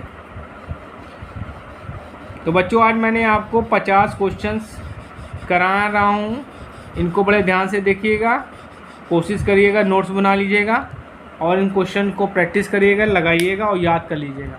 ये क्वेश्चन निश्चित तौर पे आपके एग्ज़ाम में आ सकते हैं। चलिए लास्ट क्वेश्चन देखते हैं बच्चों। 3 फेज इंडक्शन मोटर में अधिकतम बलागुण निम्न के अनुरूप परिवर्तित हो। फ्रीक्वेंसी 1/फ्रीक्वेंसी, 1/फ्रीक्वेंसी स्क्वायर, 1/फ्रीक्वेंसी का क्यूब। तो बच्चों आंसर क्या होगा? ये आपका सेकंड ऑप्शन बिल्कुल सही है। तो बच्चों आज मैंने आपको 50 ऑब्जेक्टिव क्वेश्चन इंडक्शन मोटर के बताए हैं, इनको बड़े ध्यान से देखिएगा, समझिएगा, पढ़िएगा और प्लीज़ मेरे चैनल को लाइक, शेयर एंड सब्सक्राइब जरूर करिएगा, जिससे मैं आप लोगों के लिए और अच्छे अच्छे वीडियोस बना सकूं। Thank you. हेलो बच्चों, आपका मेरे चैनल शिक्षा घर में स्वागत है। आप लोग मेरे वीडियोस को देख रहे हैं। आई होप आप लोगों की TG2 की तैयारी हो रही है। इसी श्रृंखला में मैं आप लोगों के लिए सिंगल फेस इंडक्शन मोटर के 50 ऑब्जेक्टिव इम्पॉर्टेंट क्वेश्चन लाया हूं। इन इम्पॉर्टेंट क्वेश्चन को अगर आप देख लेते हैं तो निश्चित तौर पे आप सेलेक्ट हो जाएंगे। ठीक है, चलिए स्टार्ट करते हैं। पहला क्वेश्चन है, निम्नलिखित में से किस सिंगल फेज इंडक्शन मोटर का प्रचालन शक्ति गुणक उच्च होता है? पहला ऑप्शन दिया है capacitor, start capacitor, run motor, छादित ध्रुव मोटर, प्रतिरोध split phase motor, capacitor, start प्रेरण रन मोटर। तो बच्चों आंसर क्या होगा आपका? पहला ऑप्शन बिल्कुल सही है, capacitor start capacitor run motor. चलिए अगला क्वेश्चन देखते हैं। साइकिल मोटर के संबंध में निम्नलिखित में से कौन सा कथन सही है? या स्व प्रवर्तित या नहीं है, मतलब सेल्फ स्टार्टिंग नहीं है, या एक परिवर्ती गति वेरिएबल स्पीड मोटर है, या स्व प्रवर्तित स्टार्टिंग है, मतलब सेल्फ स्टार्टिंग मोटर है, इसे डीसी उत्तेजन की आवश्यकता है। तो देखिए जो साइकिल मोटर होता है वो क्या होता है? सेल्फ स्टार्टिंग मोटर होती है। ठीक है, तो ये तीसरा ऑप्शन आपका बिल्कुल सही है। चलिए अगला क्वेश्चन देखते हैं। एक एकल फेज प्रेरण मोटर के लिए प्रतिरोध split phase type starting motor में सहायक वाइंडिंग में निम्न में से क्या होता है? उच्च प्रतिरोध और निम्न प्रेरकी प्रतिघात, निम्न प्रतिरोध और उच्च प्रेरकी प्रतिघात, उच्च प्रतिरोध और उच्च प्रेरकी प्रतिघात, निम्न प्रतिरोध और निम्न प्रेरकी प्रतिघात। तो बच्चों आंसर पहला आपका बिल्कुल सही है। जो आपकी जो क्या होती है सहायक बाइंडिंग होती है उसमें क्या होता है? उच्च प्रतिरोध होता है और निम्न प्रेरकी प्रतिघात होता है। चलिए अगला क्वेश्चन देखते हैं।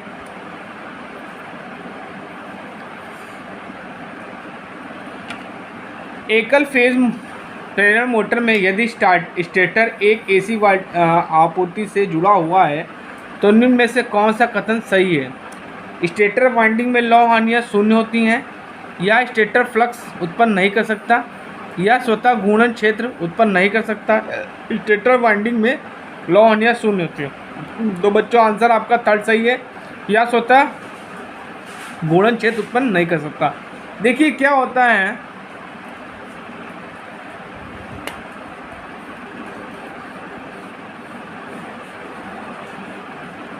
चलिए अगला क्वेश्चन देखते हैं।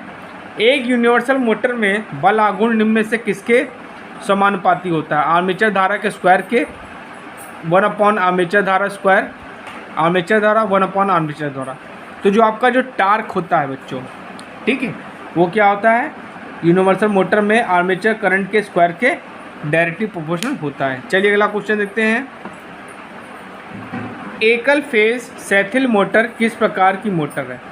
प्रतिष्ठम motor, air motor, stepper motor, तुल्यांकी मोटर। तो बच्चों ये क्या है, रिलेक्टेंस मोटर होती है, ठीक है। तो ये आंसर पहला आपका सही है, प्रतिष्ठम मोटर मतलब रिलेक्टेंस मोटर। चलिए अगला क्वेश्चन देखते हैं। एक एकल फेज प्रेरण मोटर में फेज स्प्लिट जुड़ा रहता है, प्राइमरी वाइंडिंग के साथ श्रृंखला में, स्टेटर वाइंडिंग के साथ समांतर में, रोटर वाइंडिंग के साथ श्रेणी में, रोटर वाइंडिंग के साथ समांतर में। तो बच्चों आंसर आपका पहला सही है, प्रारंभिक वाइंडिंग के साथ श्रृंखला में। बच्चों मेरे द्वारा बनाए गए वीडियोस को जरूर देखिए आप, क्योंकि ये जो वीडियोस मैं बना रहा हूँ आपके TG2 तैयारी के लिए बना रहा हूँ। हर एक टॉपिक से मैं लगभग 100 ऑब्जेक्टिव क्वेश्चंस करा रहा हूँ। अगर ये क्वेश्चंस आप पढ़ लेते हैं तो निश्चित तौर पे आप सफलता प्राप्त करेंगे। चलिए अगला क्वेश्चन देखते हैं। एक स्टेपर मोटर मूलतः एक डैश होती है, DC शंट मोटर, तुल्यांकी मोटर, DC सीरीज मोटर, प्रेरण मोटर। तो बच्चों क्या होती है, ये क्या होती है, सिंक्रोनस मोटर होती है, तुल्यकालिक मोटर होती है। चलिए अगला क्वेश्चन देखते हैं। छत के पंखे को फर्श से डैश ऊपर लटकाना चाहिए, 2.75 मीटर, 3 मीटर, 5 मीटर, 1.5 मीटर। तो आंसर क्या होगा बच्चा, इसको 2.75 मीटर पे लटकाना चाहिए। चलिए अगला क्वेश्चन है।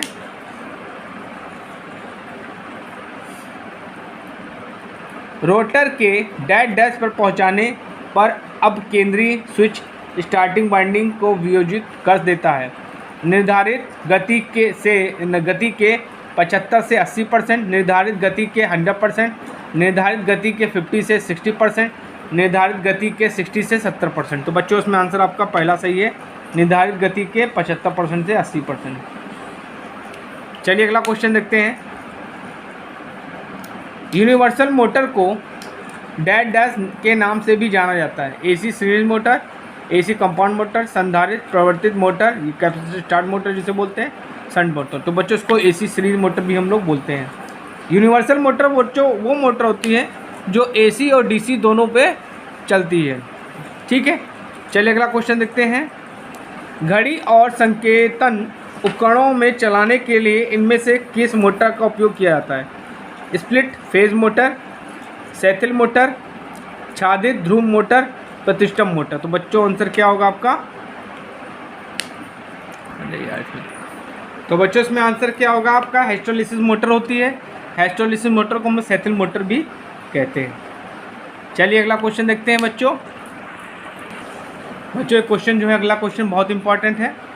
क्या है, एक सिंगल फेज AC मोटर को स्वच्छ परिवर्तित बनाने के लिए डैश को मुख्य वाइंडिंग में जोड़ने की आवश्यकता होती है। अवमंदक वाइंडिंग, रनिंग वाइंडिंग, प्रतिकारी वाइंडिंग और सहायक वाइंडिंग। देखिए क्या होता है कि आप सेल्फ स्टार्टेड बनाने के लिए क्या होता है, हमको 2 वाइंडिंग करनी होती है। एक आपकी क्या होती है, एक आपकी स्टार्टिंग वाइंडिंग,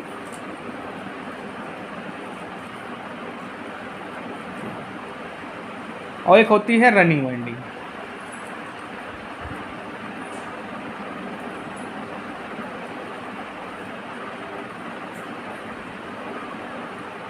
ठीक है। तो अब देखिए, हमको मैग्नेटिक फील्ड इसको सेल्फ स्टार्टर बनाने के लिए हमको मैग्नेटिक फील्ड की ज़रूरत होती है, ठीक है। और अगर आप एक वाइंडिंग यूज़ करेंगे तो मैग्नेटिक फील्ड जनरेट नहीं होगा। मैग्नेटिक फील्ड जनरेट करने के लिए कम से कम 2 वाइंडिंग्स हमको चाहिए होती हैं, ठीक है। जिसके लिए हमें क्या करते हैं कि एक ऑक्सिलरी वाइंडिंग बनाते हैं, जिसको हम लोग बोलते हैं, क्या बोलते हैं, सहायक वाइंडिंग बोलते हैं। तो हम लोग क्या करते हैं, एक सहायक वाइंडिंग को करना पड़ता है, ठीक है। चलिए अगला क्वेश्चन है। 3 फेज 4 पोल 50 हर्ट्ज इंडक्शन मोटर की सिंक्रोनस गति है 1500 RPM, 3000 RPM, 1440 RPM, 2880 RPM। देखिए क्या क्या दिया आपको, यहाँ पे आपको दिया है पोल, आपको दिए है 4, फ्रीक्वेंसी दी है आपको 50 हर्ट्ज। आपसे क्या पूछ रहा है, सिंक्रोनस स्पीड मतलब NS पूछ रहा है। तो देखिए NS का फॉर्मूला होता है बच्चों, NS is equal to 120 F/P। ये फॉर्मूला बच्चों आपको याद रखना पड़ेगा क्योंकि इस तरह के क्वेश्चंस आते हैं, ठीक है। देखिए आपको क्या दिया, 120, फ्रीक्वेंसी आपको दी है 50 हर्ट्ज, पोल्स आपको दिए 4 तिहाई 12, तो ये आ जाएगा आपका 1500। कितना आएगा, RPM कितनी आई, सिंक्रोनस स्पीड कितनी आई, 1500। तो आपका आंसर क्या है, 1500 RPM आपका बिल्कुल सही आंसर है। चलिए अगला क्वेश्चन देखते हैं। एक छत के पंखे में संधारित्र जुड़ा होता है, सप्लाई के श्रेणी में समांतर, सप्लाई के समांतर में, स्टार्टिंग वाइंडिंग के श्रेणी में, रनिंग वाइंडिंग के श्रेणी में। तो बच्चों आंसर क्या होगा, स्टार्टिंग वाइंडिंग के श्रेणी में। चलिए अगला क्वेश्चन देखते हैं। एक कैपेसिटर स्टार्ट, कैपेसिटर रन, एक कला प्रेरण मोटर मूल रूप से है AC series motor, DC series motor, द्विकला प्रेरण मोटर, त्रिकला प्रेरण मोटर। तो बच्चों इसमें आंसर क्या होगा, द्विकला प्रेरण मोटर। चलिए अगला क्वेश्चन देखते हैं, बहुत इंपॉर्टेंट है बच्चों। एकल कला मोटर्स व्यवसाय रूप से निर्मित होती है 1 HP, 1 हॉर्स पावर की, 2 हॉर्स पावर की, 5 हॉर्स पावर की और 10 हॉर्स पावर की। तो बच्चों आंसर क्या, 2 हॉर्स पावर की होती है। चलिए अगला क्वेश्चन देखते हैं।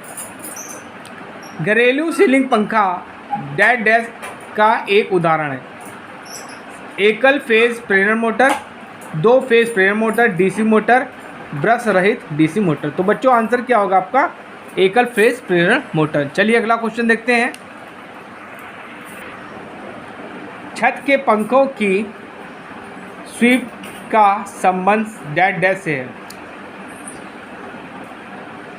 पंखे के वेग, ब्लेड की लंबाई, 2 गुना ब्लेड की लंबाई, उसके घूर्णन से बने वृत्त के व्यास। तो बच्चों आंसर क्या होगा, उसके घूर्णन से बने वृत्त का व्यास। चलिए अगला क्वेश्चन देखते हैं।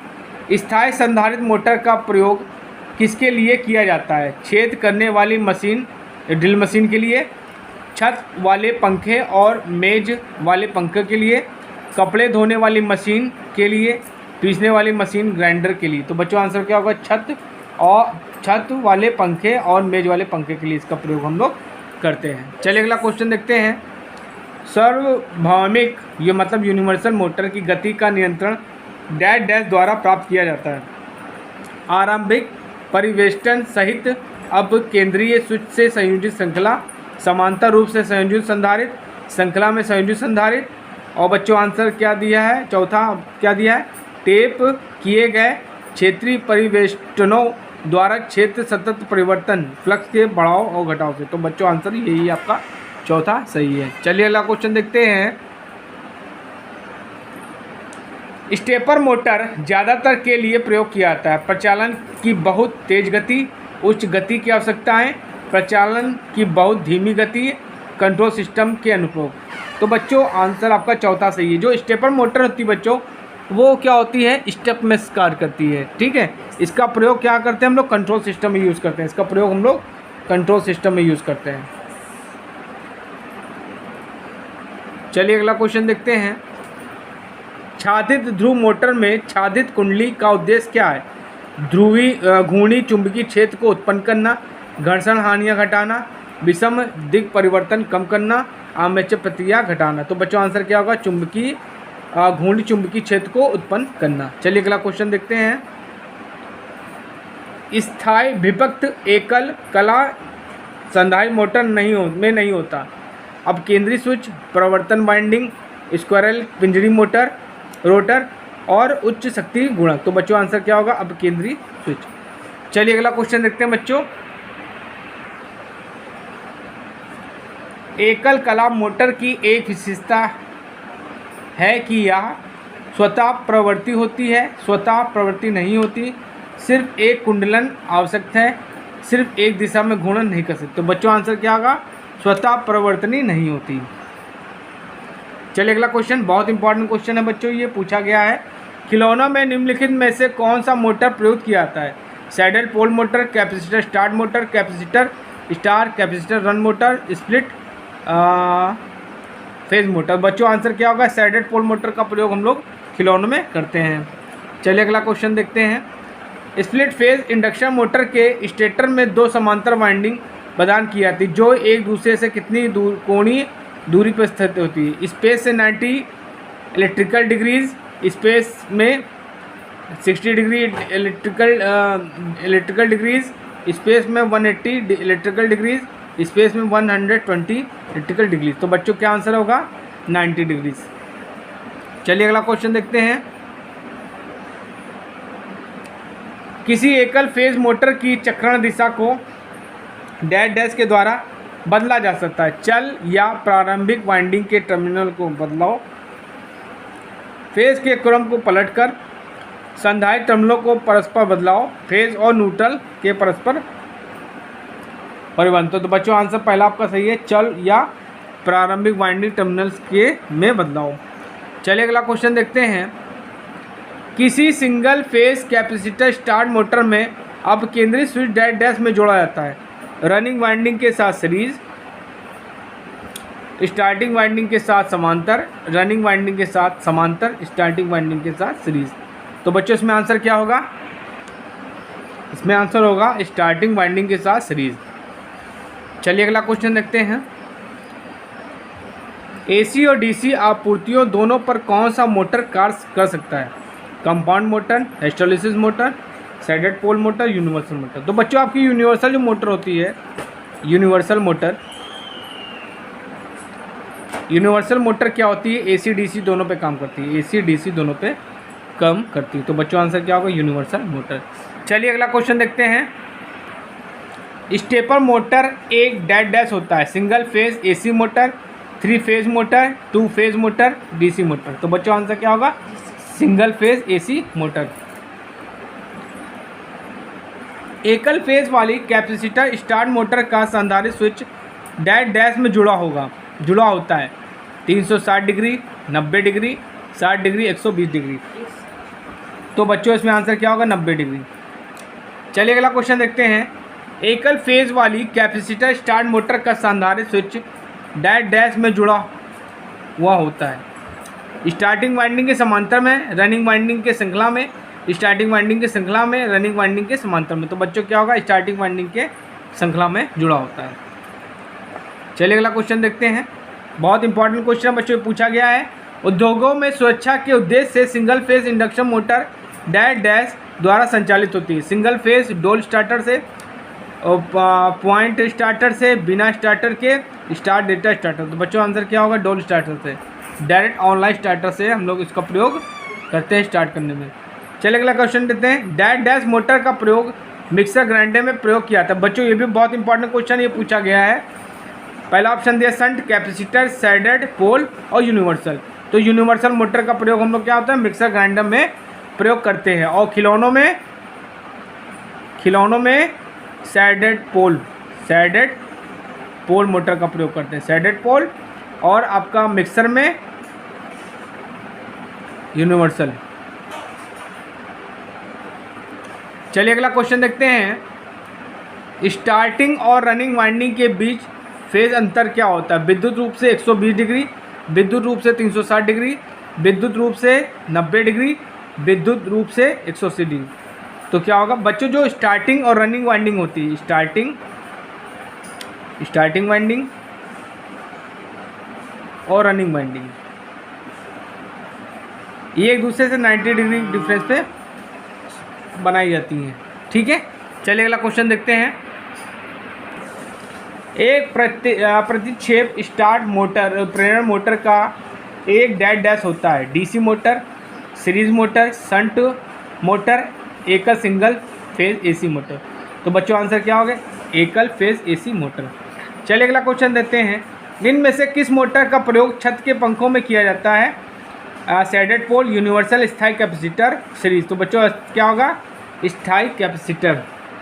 चलिए अगला क्वेश्चन देखते हैं। निम्नलिखित में से कौन एक यूनिवर्सल मोटर की विशेषता है? बहुत इंपॉर्टेंट क्वेश्चन है बच्चों। उच्च शुरुआती बलागुण और परिवर्तनीय गति, उच्च शुरुआती बलागुण और स्थिर गति, कम शुरुआती बलागुण और स्थिर गति, कम शुरुआती बलागुण और परिवर्तनीय गति। तो पहला ऑप्शन बिल्कुल सही है। चलिए अगला क्वेश्चन देखते हैं। दिए गए विकल्पों में कौन सार्वत्रिक मोटर हेतु गति नियंत्रण विधि नहीं है। अब केंद्रीय तंत्र, प्रतिरोध विधि, वोल्टा नियंत्रण तंत्र, अब केंद्रीय बल तंत्र। तो बच्चों आंसर क्या होगा? वोल्टा नियंत्रण तंत्र। चलिए अगला क्वेश्चन देखते हैं। विभक्त फेज मोटर में चालक कुंडली में डैश डैश होती है, उच्च आर और निम्न एल, उच्च एल और निम्न आर, निम्न आर और निम्न एल, उच्च आर और उच्च एल। देखिए यहाँ पे आर का मतलब बच्चों क्या रेजिस्टेंस से कह रहा है, आर फॉर रेजिस्टेंस, और जो एल है ये आपका क्या है? इंडक्टेंस है, ये आपका इंडक्टेंस है। तो बच्चों इसमें आंसर क्या होगा? ये आपका बिल्कुल सही है, उच्च एल और निम्न आर, मतलब उच्च इंडक्टेंस और लो रेजिस्टेंस। चलिए अगला क्वेश्चन देखते हैं। निम्न में से सार्वत्रिक मोटर का एक अनुप्रयोग नहीं है। सुहावा, बर्मा, मिक्सर, सिलाई मशीन, वाटर पंप। तो बच्चों इसका प्रयोग हम लोग यूनिवर्सल मोटर का प्रयोग कहाँ नहीं करते हैं? वाटर पंप में इसका प्रयोग नहीं करते हैं। चलिए अगला क्वेश्चन देखते हैं। एक सार्वत्रिक मोटर की गति ऑब्लिक भार विशेषताएं डैश डैश मोटर की तरह ही परिवर्तित होती है। डिस्ट धारा संट, डिस्ट धारा श्रेणी, पृथक उत्तेजित संयुक्त। तो बच्चों आंसर क्या होगा? डिस्ट धारा श्रेणी। चलिए अगला क्वेश्चन देखते हैं।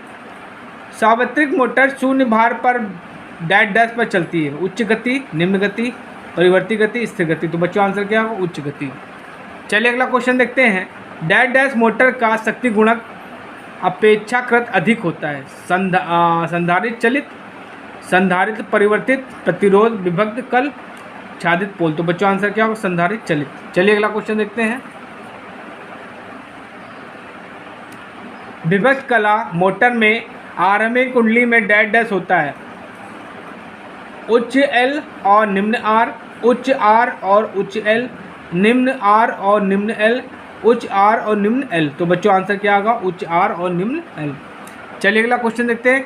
इलेक्ट्रिक मिक्सर में आमतौर पर निम्नलिखित में से क्या प्रयोग किया जाता है? Repulsion motor, reluctance motor, universal motor, hysteresis motor. तो बच्चों आंसर क्या होगा? Universal motor. ठीक है, और खिलौनों में अगर पूछा जाए तो आपको सैडल पोल बताएंगे। ठीक है, निम्नलिखित में से कौन सा गैर परिवर्ती मोटर है? सार्वत्रिक मोटर, संधारित स्टार चल मोटर, प्रतिकर्षण प्रेरण मोटर, डबल संधारित मोटर। बच्चा आंसर का प्रतिकर्षण प्रेरण मोटर। चलिए अगला क्वेश्चन देखते हैं। संकेतन और काल मापन यंत्र के लिए डैश डैश मोटर उपयोगी है। बहुत इंपॉर्टेंट क्वेश्चन बच्चों, इसको ध्यान से देखिएगा। प्रतिष्ठम मोटर जिसको बोलते हैं रिलेक्टेंस मोटर,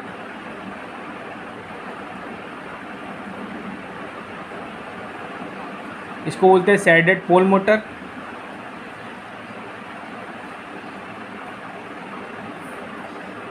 ठीक है, दो मान संधारित और सेथिल हिस्टेरिसिस। तो बच्चों इसका आंसर क्या होगा आपका? Reluctance motor. Shaded pole motor का प्रयोग हम लोग कहाँ करते हैं? खिलौनों में करते हैं। और जो आपकी यूनिवर्सल मोटर होती है,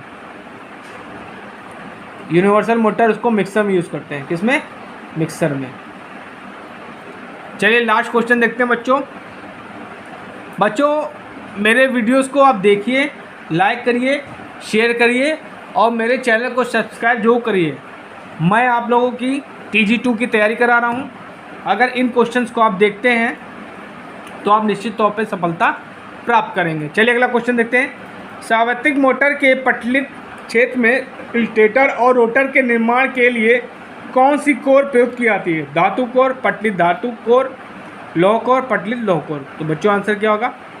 पटलित लौह कोर।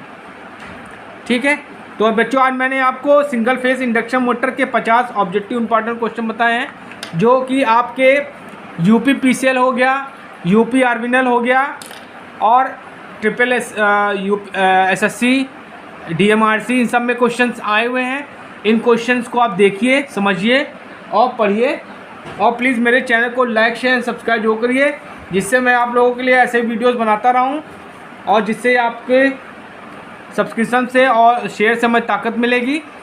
ठीक है, थैंक यू।